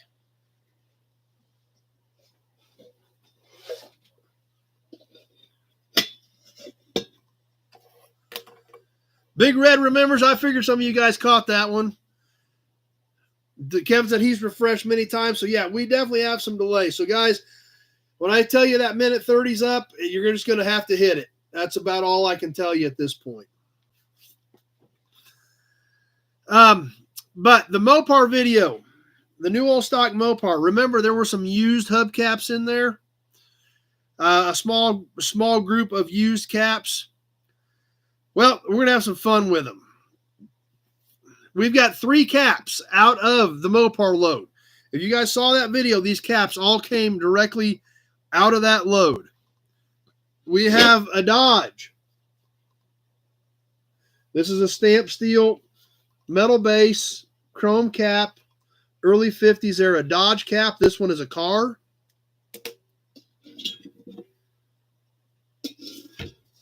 We have a Plymouth, once again, early 50s. This is a stainless cap with the ship stamped in it. We can even see the stamping on the back. This is a stainless cap with a steel ring in it to keep it on the wheel. And we've got a Dodge pickup cap. Late 40s, early 50s. You'll see some dings and some whammies and stuff in it. This is a metal base with a chrome cap on it as well. These all have some dings and scratches, but they're all cool pieces. Now, what are we going to do cool with this?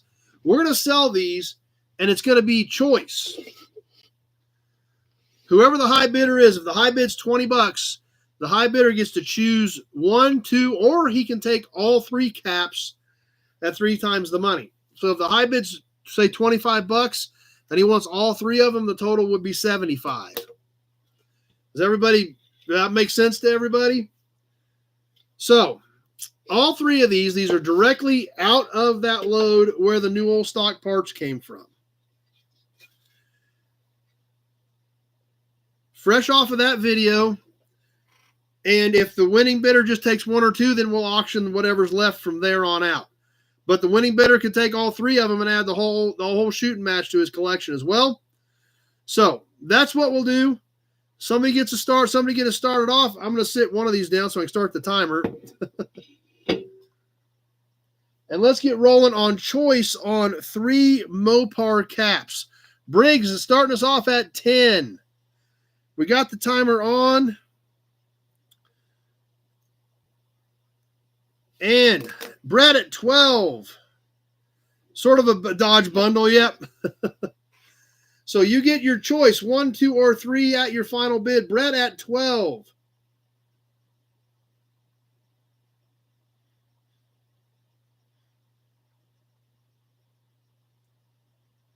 Scott, 13. Alec, 15.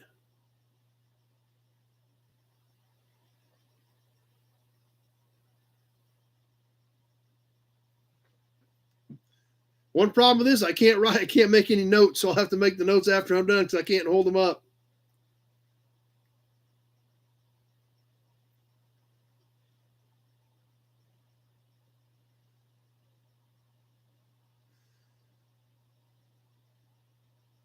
One minute gone, 1 minute left to go. Alec at 15. And remember, guys, when we hit that minute 30 mark, it's time to be throwing your max bid out there. Alec at 15 on your choice of these caps.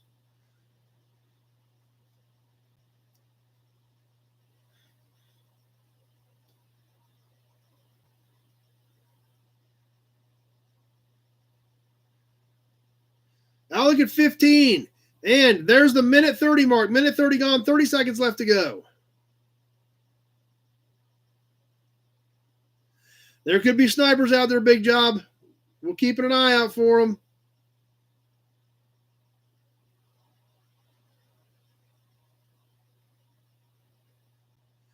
We're getting down to the end. What's going to happen? Alec at 15.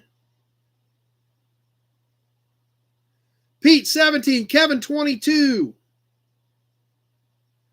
Charles, 23, and that does it. Charles at 23. Kevin came back with a 25, but it was too late. Charles, what do you want? 1, 2, or all 3? Alec had a 21. Charles gets his pick. What do you want? Charles wants them all. Well, that just made it real easy.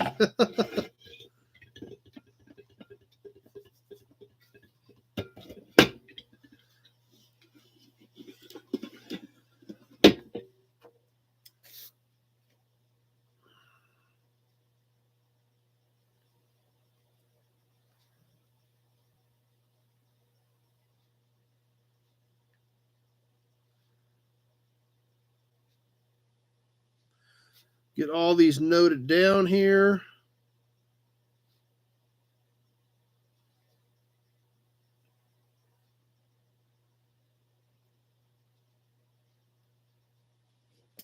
All right.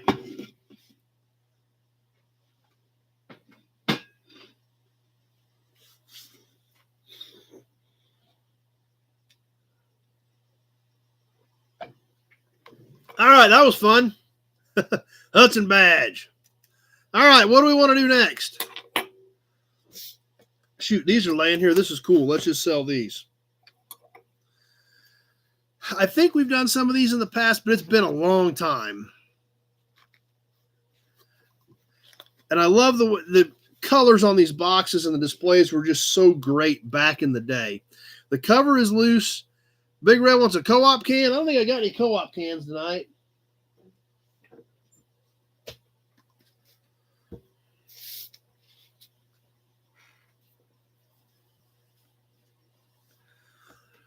But the colors, the graphics on some of this stuff is so great. I'm going to see if I see a year on here. I do not.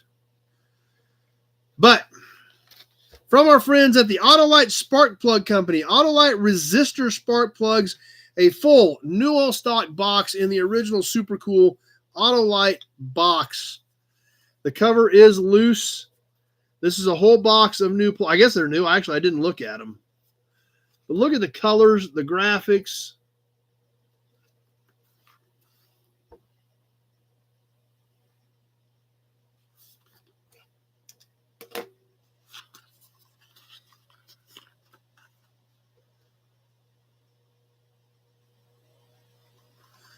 Now, inside, it's full.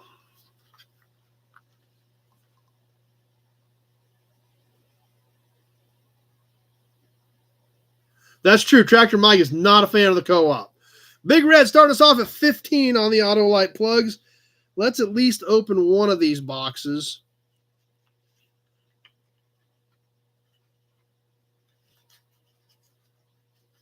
And yes, they are brand new plugs.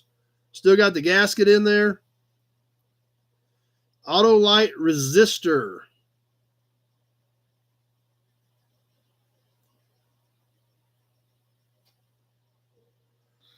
So at least one of them is new. There are 10 of them in this box.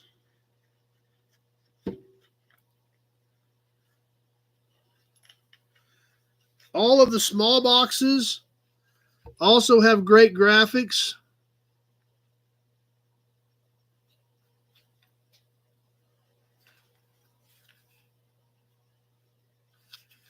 And we've got Big Red at 15. Let's get this on the timer. And you will be getting the whole box of brand new Autolite resistor spark plugs.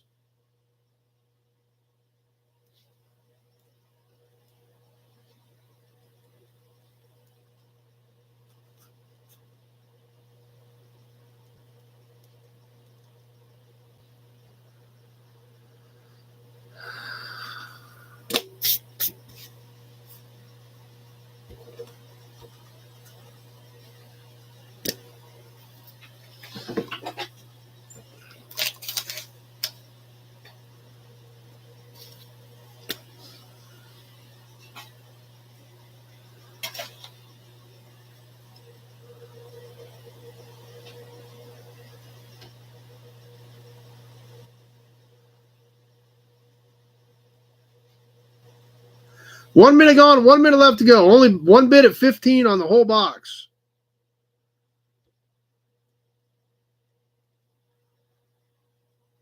Rusty Nails is here.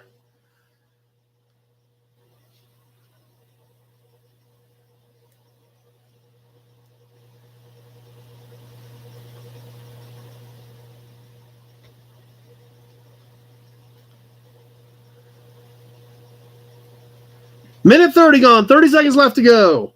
Kevin, 17.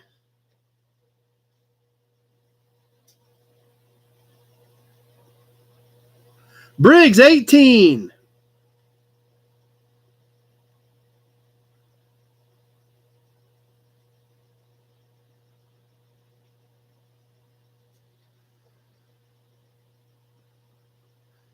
About ready to wrap it up.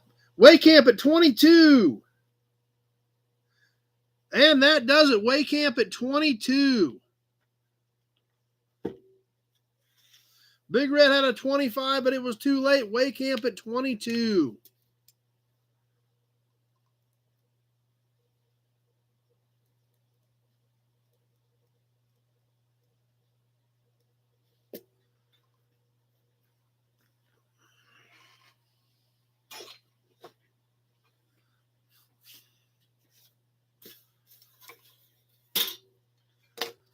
Let's go up north to catch another license plate from the land of Lincoln from 1954 from our friends in Illinois.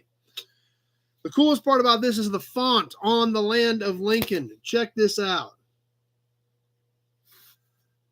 The big L's, just a cool looking font on that one.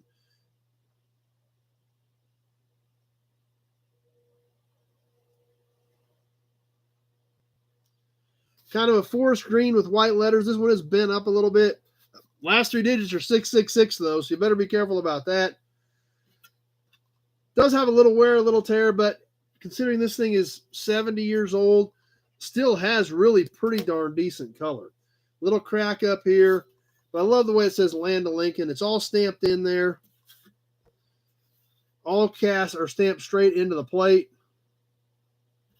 This one is about 12.5 by 5.5.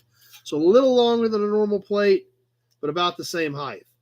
On the 1954 Illinois Land of Lincoln 666 plate.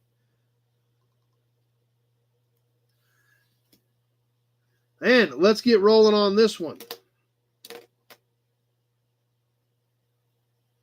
Briggs, 10.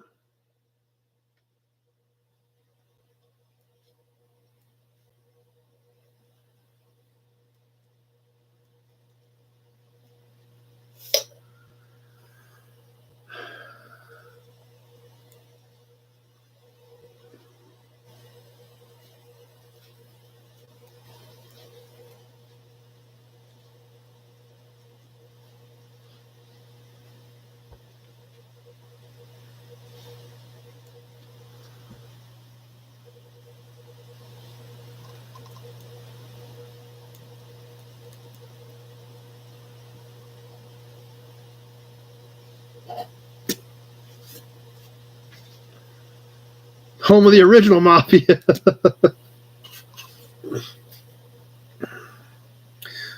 1 minute gone, 1 minute left to go. Briggs at 10.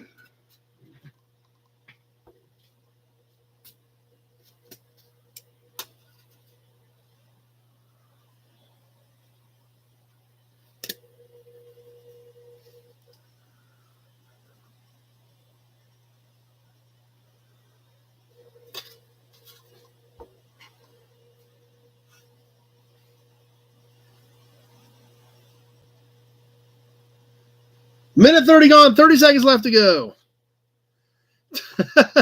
Tony said they had a state truck with that plate with 666 on it and it caught fire.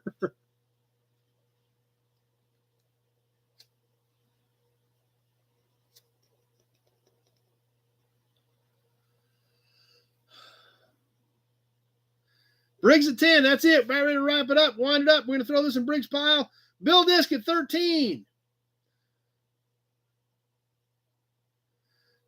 And Bill Disc at 13 was there. There's some more bids coming in, but they were all at 202, 203. Bill Disc at 13 is who I had at the 2 minute mark. John at 15. A whole slug of 15 bids. There's my cousin Justin Fireball's Garage. He was out here last night for the family Christmas. He actually dropped off a cool plate that we will be checking out on an upcoming Toy Tuesday. So Justin's back in Colorado. We'll mark this one to Bill Disc at 13.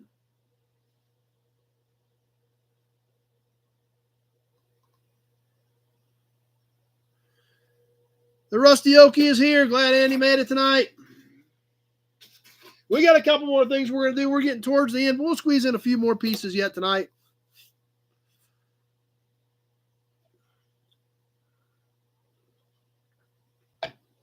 Up next, let's do another horn button. We'll do a can, maybe one more license plate. Then we'll get into some cool magazine stuff. So, patches. I don't have a lot of patches. I've got some, but it's mainly just ones and twosies we've picked up here that we like. Alec had a 13 in there too. It was late popping up over there. So that was a bunch of late bids on that one. So we're obviously definitely finding a pretty good delay tonight. Even on Facebook, those Alex bids seem to be coming a little bit slow as well. Clark's got to go. Sounds good. Glad you're here. This horn button, I think this was a Chevelle. Maybe. I'm not sure. Mid-60s era Chevy. I'm thinking Chevelle or something, but I could be. Yeah, I think it was Chevelle. About a 65. On this little horn button here, this is another one out of my buddy's place. Kind of a cool sunflower type of sort arrangement. We got the bow tie in the middle with the gold here. Then all this decoration all the way around the outside perimeter. This is a plastic center in a chrome-plated metal base. Brett at 12. This one's fairly flat. Kind of a sunburst pattern, I guess is the best way to put it. This is chrome around here. Clips on the back where it popped in. And you can see on the back where this plastic was actually molded to show the sunburst. We see the bow tie molded in the back of it there as well. This one is about 3 1/4 in diameter on this little Chevelle horn button. Alec at 10. I've got Brett at 12. Alec at 15 as we kick this one off. Alec at 15.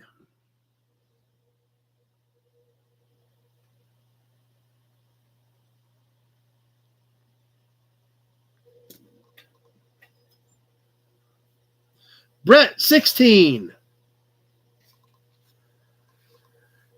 Does kind of look like some 70s hubcaps.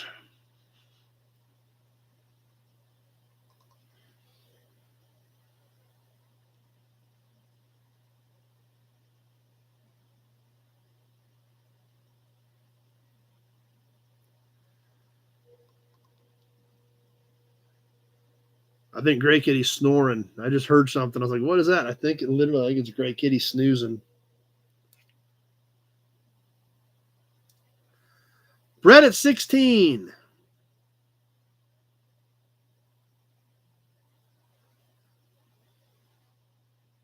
As we hit the 1 minute mark, 1 minute left to go.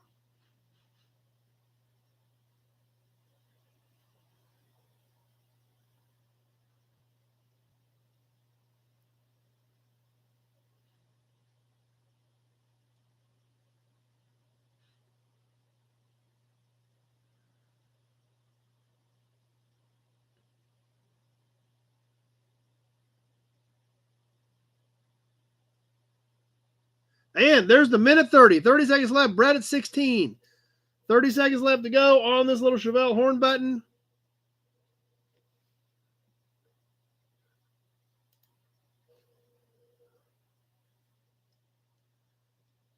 There's Tim. Glad you made it tonight. Coming down to the wire. About ready to wrap it up. Brett at 16. Tony, 22.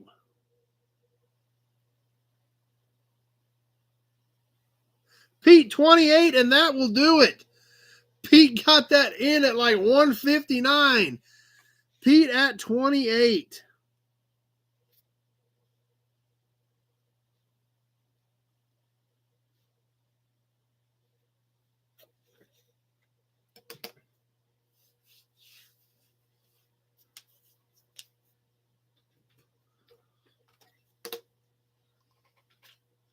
All right, let's catch a couple more things, then we'll get on to the magazine, spend a little time with it yet tonight. Alec had a 30 in there. So just fighting that delay, guys. But Pete at 28 is who I had right at 2, and it came in at 159. So let's check out it. We've done some of these service station type cans in the past, and I got another one, and this thing is just cute as a dickens. On these little galvanized service station cans, this one is the cutest one we've probably done. 1 pint. 1 pint of liquid on this little galvanized service station can. This one has been painted silver, but it is an old galvanized can, and it is cute as the dickens. Last minute Christmas presents for ourselves. All the way to the top of the spout. Up to here is 5 inches. From here up to the tip of the spout is 5 inches.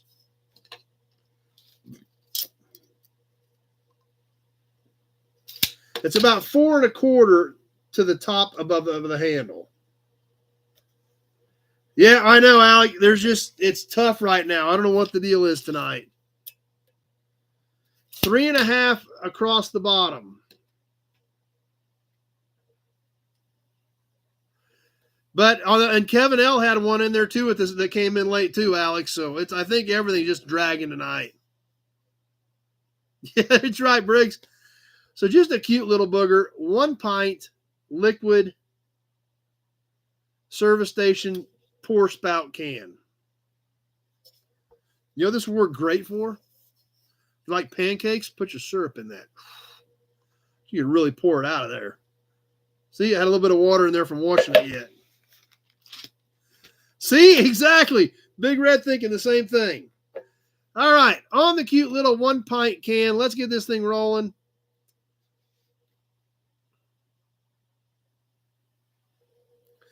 Briggs, 5. Big Job, 10.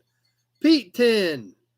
I had Big Job first at 10 on the cute little 1 pint can.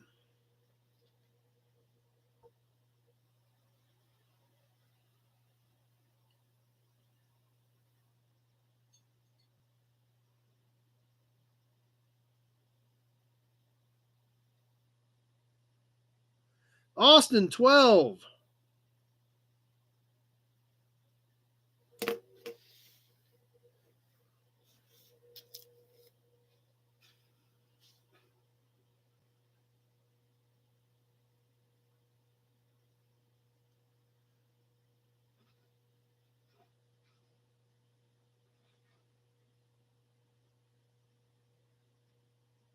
And 1 minute gone, 1 minute left to go. Austin at 12. Briggs, 13.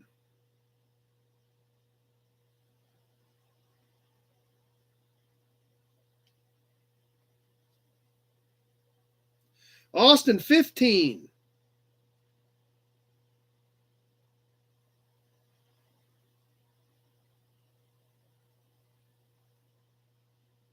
Minute 30 gone, 30 seconds left to go.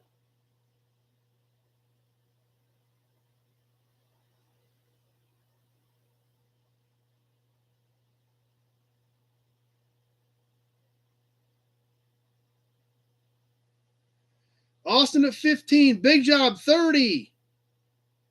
As we're getting close to winding this one down, big job at 30.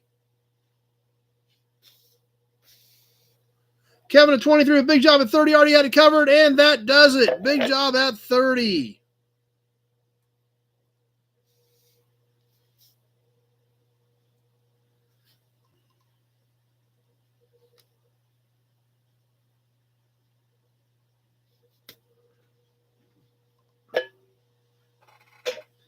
All right, let's catch one more license plate, and then I think we'll move on over to the magazine tonight.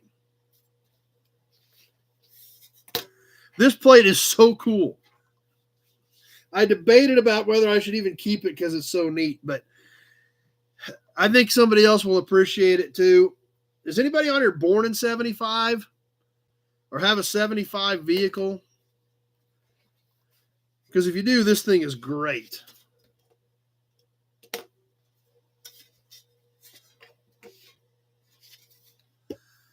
A 1975 Kansas plate. I think it's Newell stock. Briggs was born in 75. Tim was born in 75. Brett was 76. This thing's got to be new because it's almost mint. But it is a 1975 Kansas plate, and it is number 75. I thought this thing was super cool. Putting it with its Big Daddy from a couple weeks ago. Awesome. Big job. Now, condition on this thing, all I did, I just wiped this off. I did not wash, I did not polish it, I did not wax it, I washed it, did not polish it or wax it. This is completely original paint. We can literally still see some of the stamp marks in this. I don't see any screw hole damage or wear.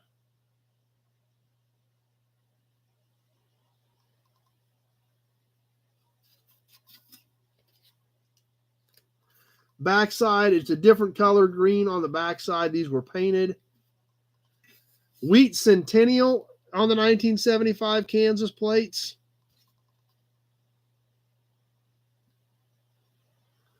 But just a knockout condition.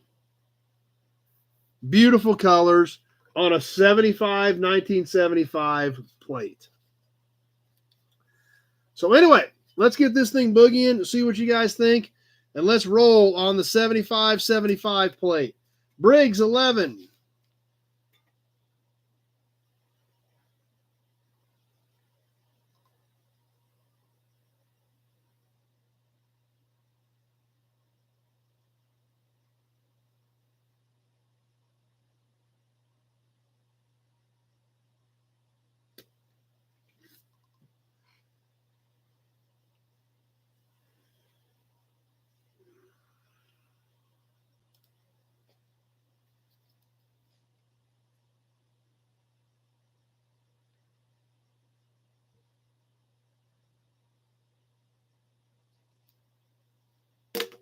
Ticking away, and that's it. Briggs at 11. Nothing else happening yet.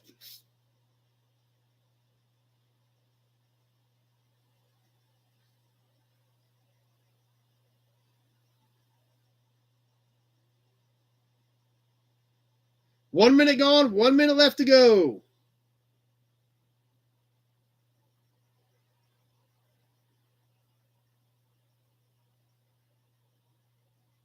Martin at 12.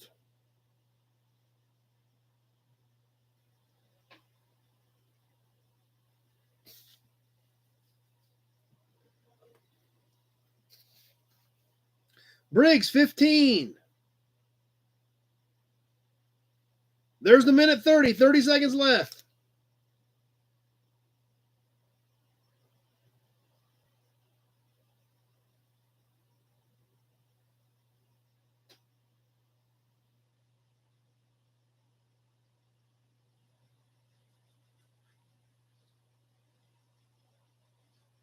About ready to wind it up. Briggs at 15.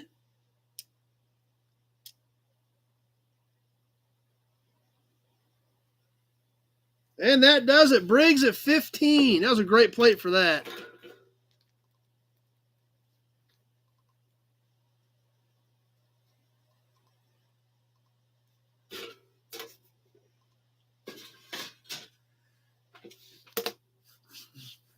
All right. That'll wrap us up for tonight. As always, a lot of fun on the auctions. We still got a lot of cool stuff to deal with coming up. Let's kind of get working. That's kind of what I was figuring, Big Red. It should have brought a lot more than that, but too late now. It was a pretty cool plate. I guess that would have been the magic number, though, 75, wouldn't it? I figured it should have brought at least 25. I will say that. So, but anyway, yeah, it's always, like I said, I know you guys always have a good time with it. It's a lot of fun. Obviously, we were fighting some delays tonight, both YouTube and Facebook, because there were several of those pieces where we were getting 3 and 4 bids between the 2-minute and 2:03 mark. And unfortunately, that just happens from time to time. That's the nature of the beast. We're dealing with the systems. We can't control it. We got to work with what we can control, and that's it. So, sounds good, Justin. We'll see you later. Let's have a Hudson badge. I think we'll wrap it up for tonight, Brett. We still got to get into a little bit of the magazine and check out some of that cool stuff in there. So,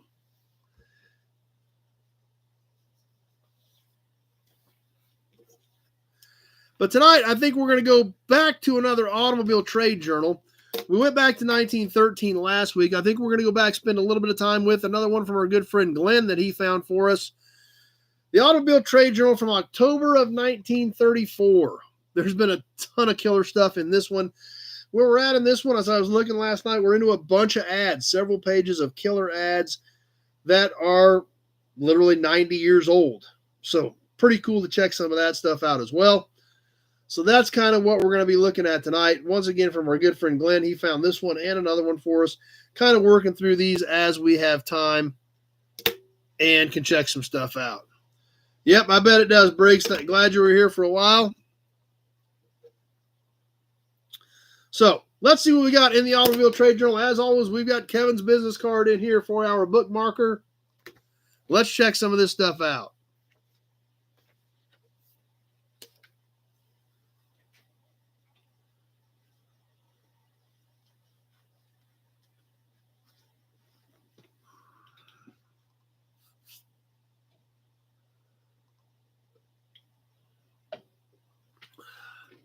Starting off, we are on page 74. That's where we stopped at last time in this magazine. For AC spark plugs. The great AC sweepstakes contest is now on. 90 cash prizes totaling $1,250. Any registered AC spark plug cleaning station can enter. Yes, obviously cleaning spark plugs, a big deal back in the day. Check out this AC spark plug ad with the little guy on the horse.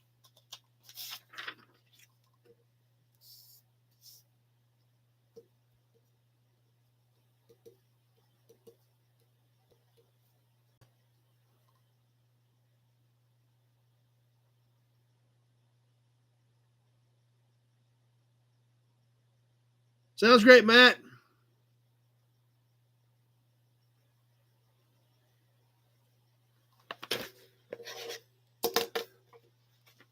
On the next page, that new sleek, hard Alumilite finish, the Super Surface for Super Service, Linite Low-X Pistons, a product of Alcoa Aluminum, cast by the Aluminum Company of America.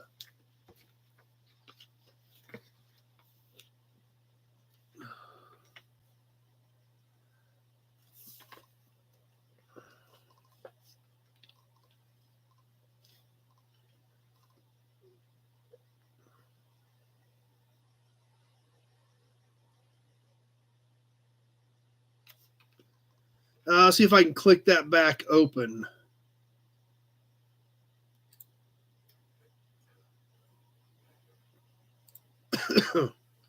So, yeah, no problem, Kevin. We got her. I think we can click it back open. So,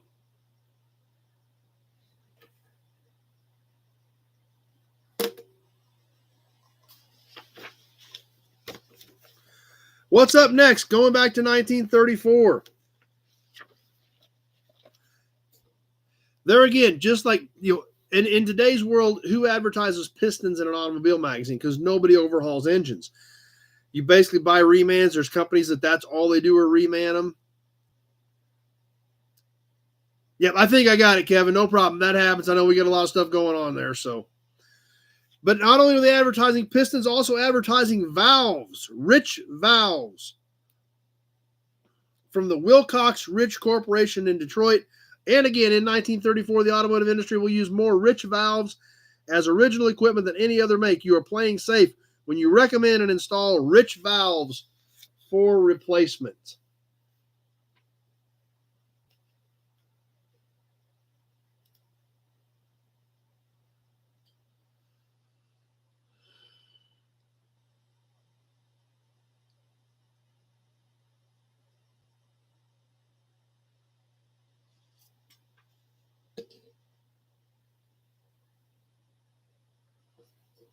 That's true. Definitely some great artwork. Then, to go along with all that, designed to outperform, priced to outsell the new McQuaid Norris Super C with high unit super oil. They're outperforming, giving greater oil mileage and less blow-by than any other type, kind of or combination of piston rings. They're outselling, changing the buying habits of the industry because they're priced right. Super C piston rings, 35 cents. High unit super oil, 50 cents.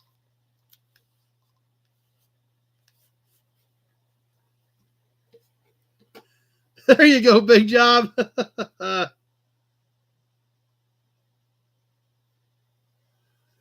Good way to put it, big job. I got to screenshot that, actually. That's pretty good. Thanks for that, big job. Appreciate it.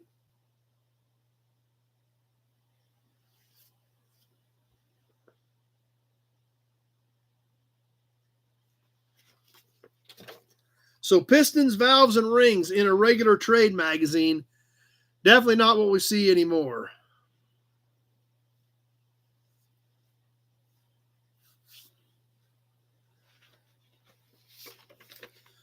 Up next, more spark plugs, but from a company we're not as familiar with. Obviously, we're still familiar with Autolite plugs, not as familiar anymore with the Edison spark plug. The Thomas A. Edison Laboratories have given the world many noteworthy innovations, one of the most recent being a spark plug that is built for perfection and distributed through exclusive jobbers specially appointed. Look at that.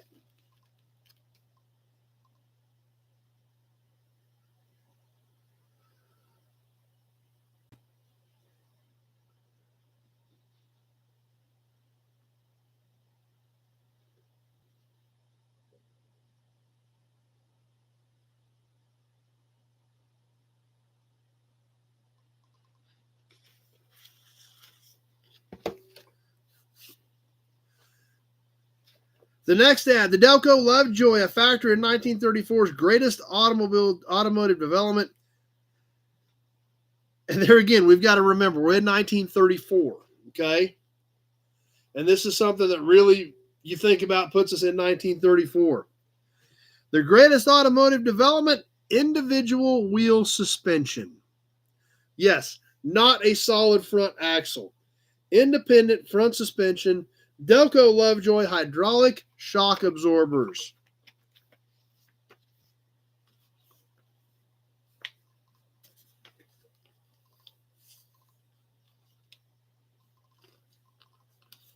I get this thing held square here.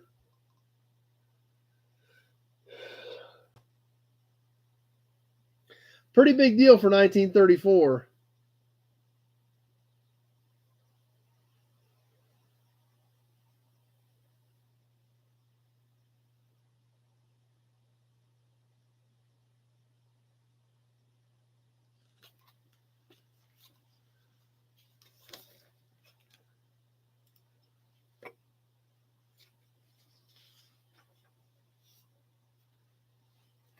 Like I told you, we were getting into a heavy ad part, so. Yep, pretty big deal back then, Tim. Next, the Exide Sure Start plan, Sure Start service. When it's an Exide, you start. No matter how you look at it, the main reason your customers buy batteries is to start their cars, obviously. Everything else is secondary, and that means a tremendous market exists for a battery service that keeps cars starting at the touch of a toe. That's something else to think about. A lot of these cars that still had starter buttons on the floor. You can give such service with the Exide Sure Start plan to help you. Service that brings customers back, makes new customers, and makes every one of them a bigger, steadier buyer at your station. The Exide Sure Start plan not only builds sales for Exide batteries, but it sells gas, oil, plugs, cables, etc., merchandise, and services which affect the battery performance in the car. The Exide Sure Start plan is a highly profitable new feature of the Exide franchise. As an Exide dealer, you have the famous quality line of Exide batteries, plus the Sure Start plan to help you sell more batteries, and the necessary tools to give the plan its maximum effectiveness. Why not get the details from your Exide wholesaler? He has the book that is illustrated above, and it's sure to interest you. See him today or write us direct.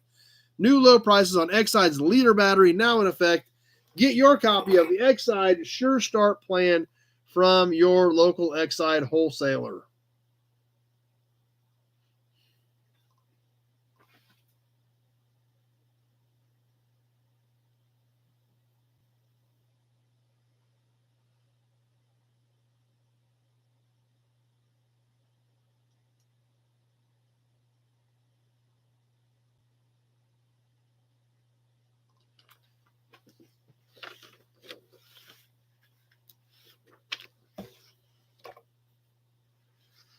All right, this next ad's like a heavy page, like a heavy cardboard page, but it doesn't. It's just got different coloring on it. For tin-plated pistons, now available through authorized jobbers, Aluminum Industries, Dahl, King, McQueen, Norris, Sealed Power, Spencer Smith, Stover Schwartz, and Thompson products. Closer tolerances, foolproof cylinder reconditioning, and exact duplicates on the Serco process of tin-plated pistons. And this is actually a front and a back ad on this bright orange card with burgundy on it. So the white, the orange, the burgundy. Pretty high-tech ad for $34. And if we can flip the page here, we can see it goes around to the back side as well. So this was a pretty big deal.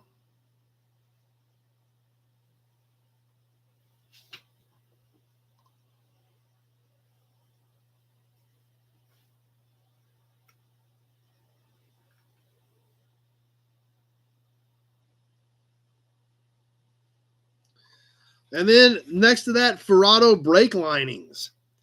With these brands, you can control the brake lining business in your territory, which is crazy to think about because this is actual brake lining.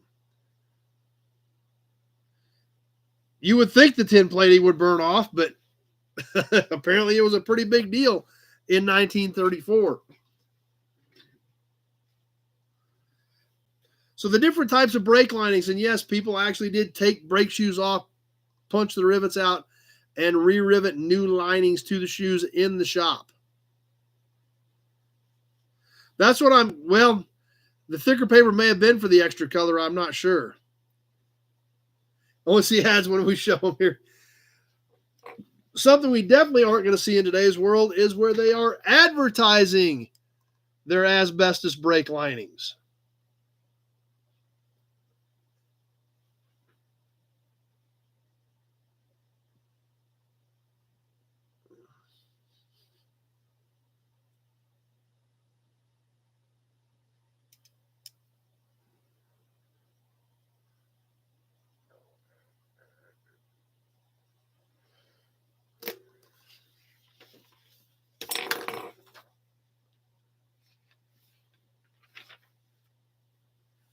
The next one, this is a full 2-page spread.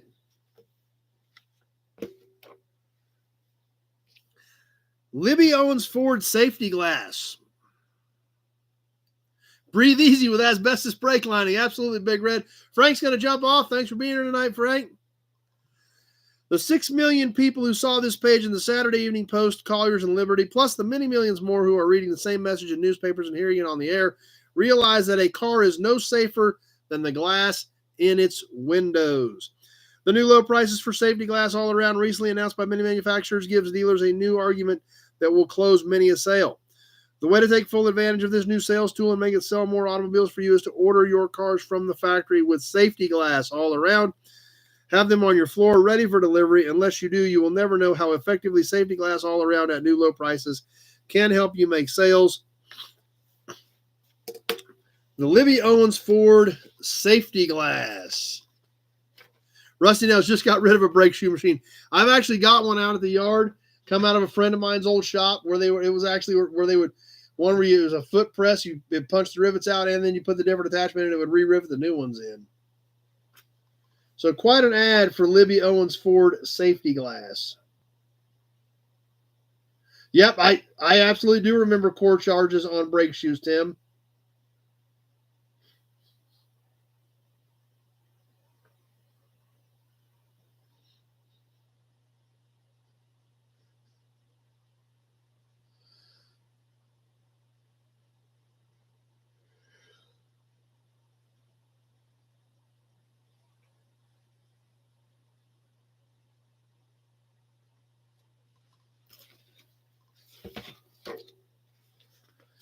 I think that ended about 20 years ago.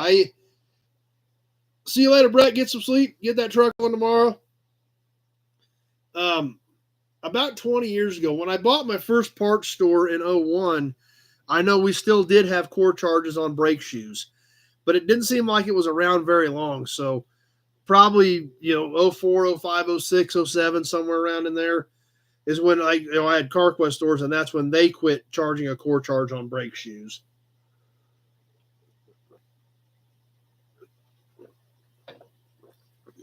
But yep, that's something else, kind of a sign of the past. But yep, I do remember people bringing back boxes of crusty old brake shoes for the core charge on them.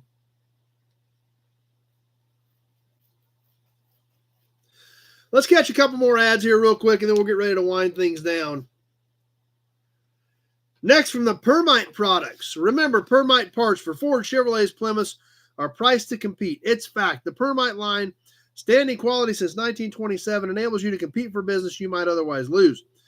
Now you can service your volume market, Ford, Chevys, Plymouths, with confidence and profit because the Permite line of Ford, Chevy, and Plymouth replacement parts gives you well-known standard quality at competitive prices. So, one thing that is kind of odd is it talks all about this. And it seems to be hard parts because it doesn't say much about it. Why not line up with an organization that can furnish you with practically every replacement part you need, whether it's an aluminum alloy piston for a Packard, a water pump for a part for a Marmon, or valves for a Ford? You can get what you need from a Permite jobber, right for the complete catalog. Permite parts.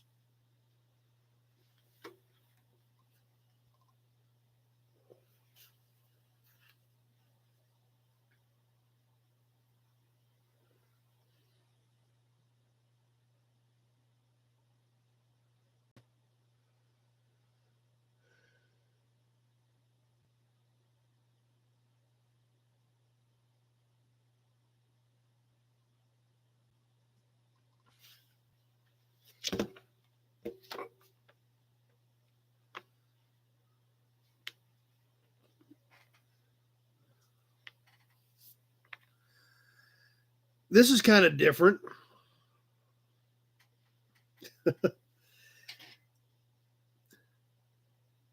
Summit Racing of the 30s. You could be exactly right, Daniel. An Illinois dealer takes the floor. I am the most fortunate merchant in this part of the state. Lane Chevrolet Company, West Frankfort, Illinois. It's a serious business, this matter of choosing an automobile franchise. You ought to check into it carefully, get all the facts about its worth and future.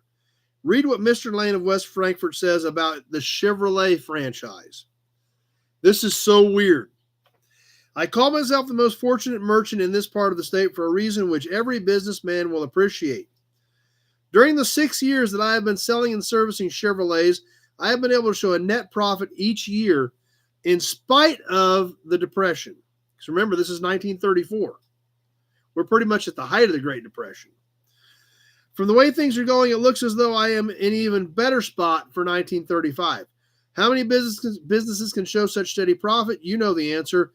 And doesn't that answer suggest that it might be well to look further into the matter of a Chevrolet franchise? Chevrolet Motor Company, Detroit, Michigan. Yes, literally the manufacturers were advertising for dealers in magazines in 1934. Obviously, in today's world, it takes an act of Congress to get a franchise, extremely deep pockets. They were literally running ads in magazines for franchisees in 1934.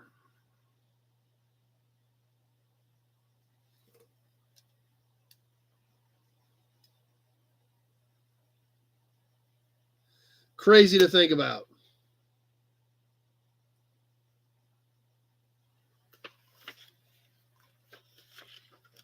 All right, let's see where we're at here.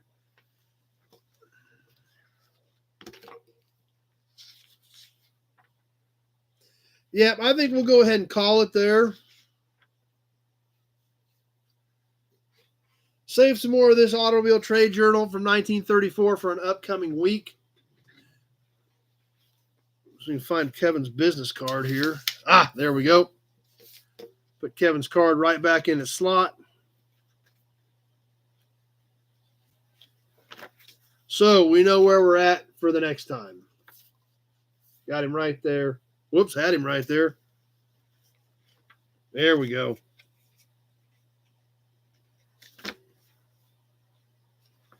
Kevin's card right there. Got it stuck in there, saving our spot. That's right, Pete. The automotive trade journals, we have had so much fun with these things. How do they survive without a V8? But they have been great. The history that we've learned with the automobile trade journals, the stuff that we've seen, the ads, I would have never guessed that you would see a manufacturer literally running print ads saying, join us, become a franchisee. That's how, I mean, there again, but we're talking 90 years ago. We're a completely different time frame, a completely different state of mind. And during the Depression, you know, a lot of those manufacturers were probably losing a lot of dealers. A lot of dealers weren't making it. So they were probably actively seeking new franchisees, even just to replace ones they were losing during the Depression.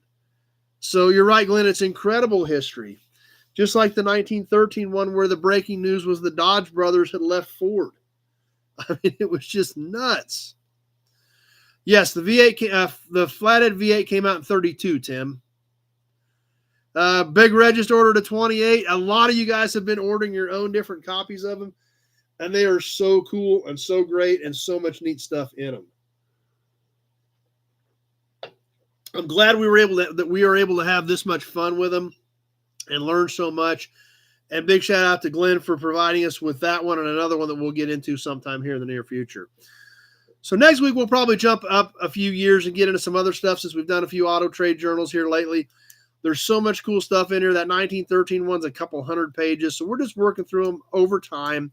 We've been working on that 1913 one for most of the year, but I don't want to get stuck just with that. I want to kind of keep things moving around a little bit, try some different things. But we'll get through them over time because there's so much great stuff in them. You don't want to miss any of it. So anyway, that being said, I guess we'll get ready to wind things down. What's coming up next week? We will get 3 videos up this week. Chevy did make some early V8s in 17 and 18. I haven't seen those. Yeah, no problem, Kevin. I know that happens. Sometimes it happens. There's a lot of stuff going on here with 2 screens. And so, yeah. And then Oakland and Pontiac had a V8 in like 30 or 31 as well. But the Flathead Ford came out on a consistent basis. The V8 in 32 was the first year for regular production on it, I believe. So anyway, we will get 3 videos up this week. I'll still plan on doing a Monday, Wednesday, Friday this week. And I guess the next week will be Monday. We may do 3 videos a week for the next couple weeks, but we'll see. Tuesday night, we'll see what shakes out. Awesome, Brian. Glad you're feeling better and glad you made the whole night.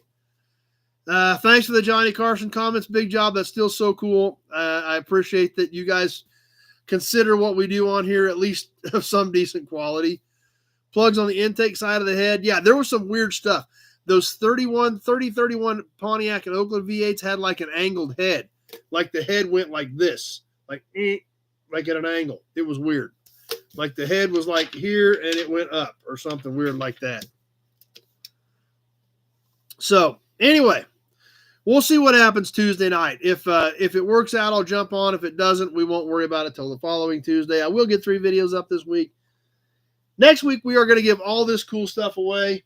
Make sure your name is in the big Buick oil can for the drawing next week. And I hope everybody has a great Christmas and a great holiday. So, Merry Christmas to all of you guys out there. I hope you all get together with family and friends and make it a great one.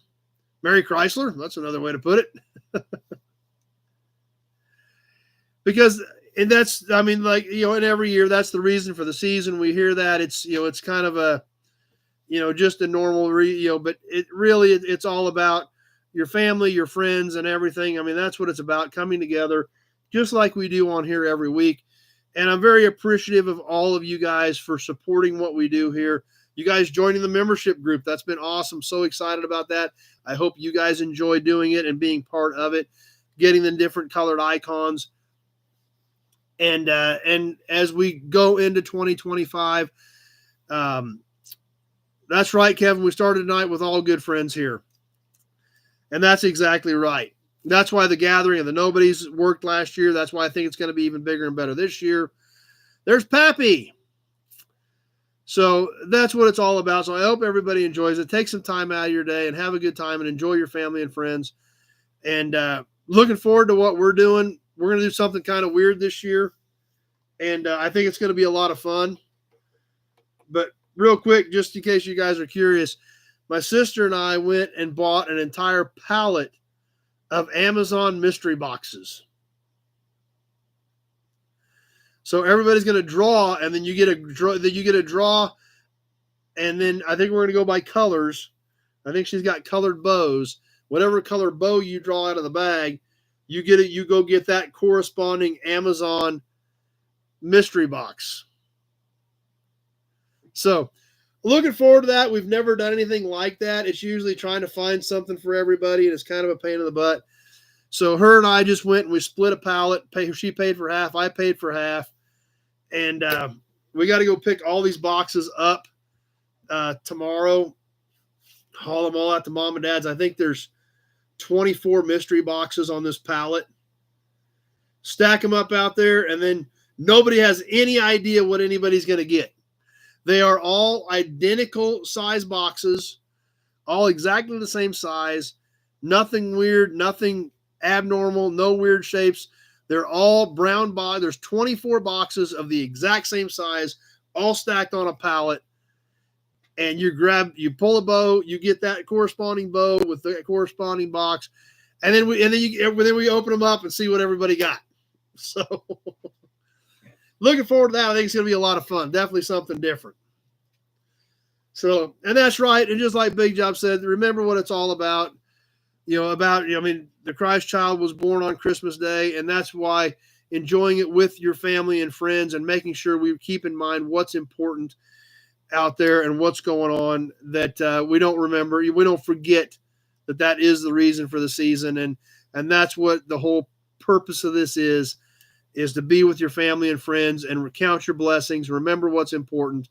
And that's what's so cool about what we do on here, because I kind of feel the same way about what we do here.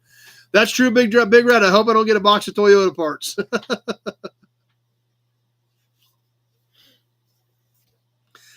But it'll be fun. I'll let you guys know next week how it goes. But it's definitely a different idea where nobody has any clue what they're getting. None. Me, Shayla, my sister, her husband, my mom, my dad, the kids, Nobody has any clue what we're getting.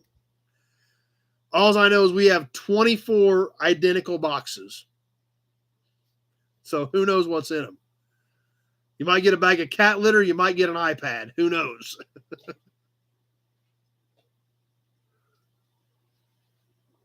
But it ought to be fun.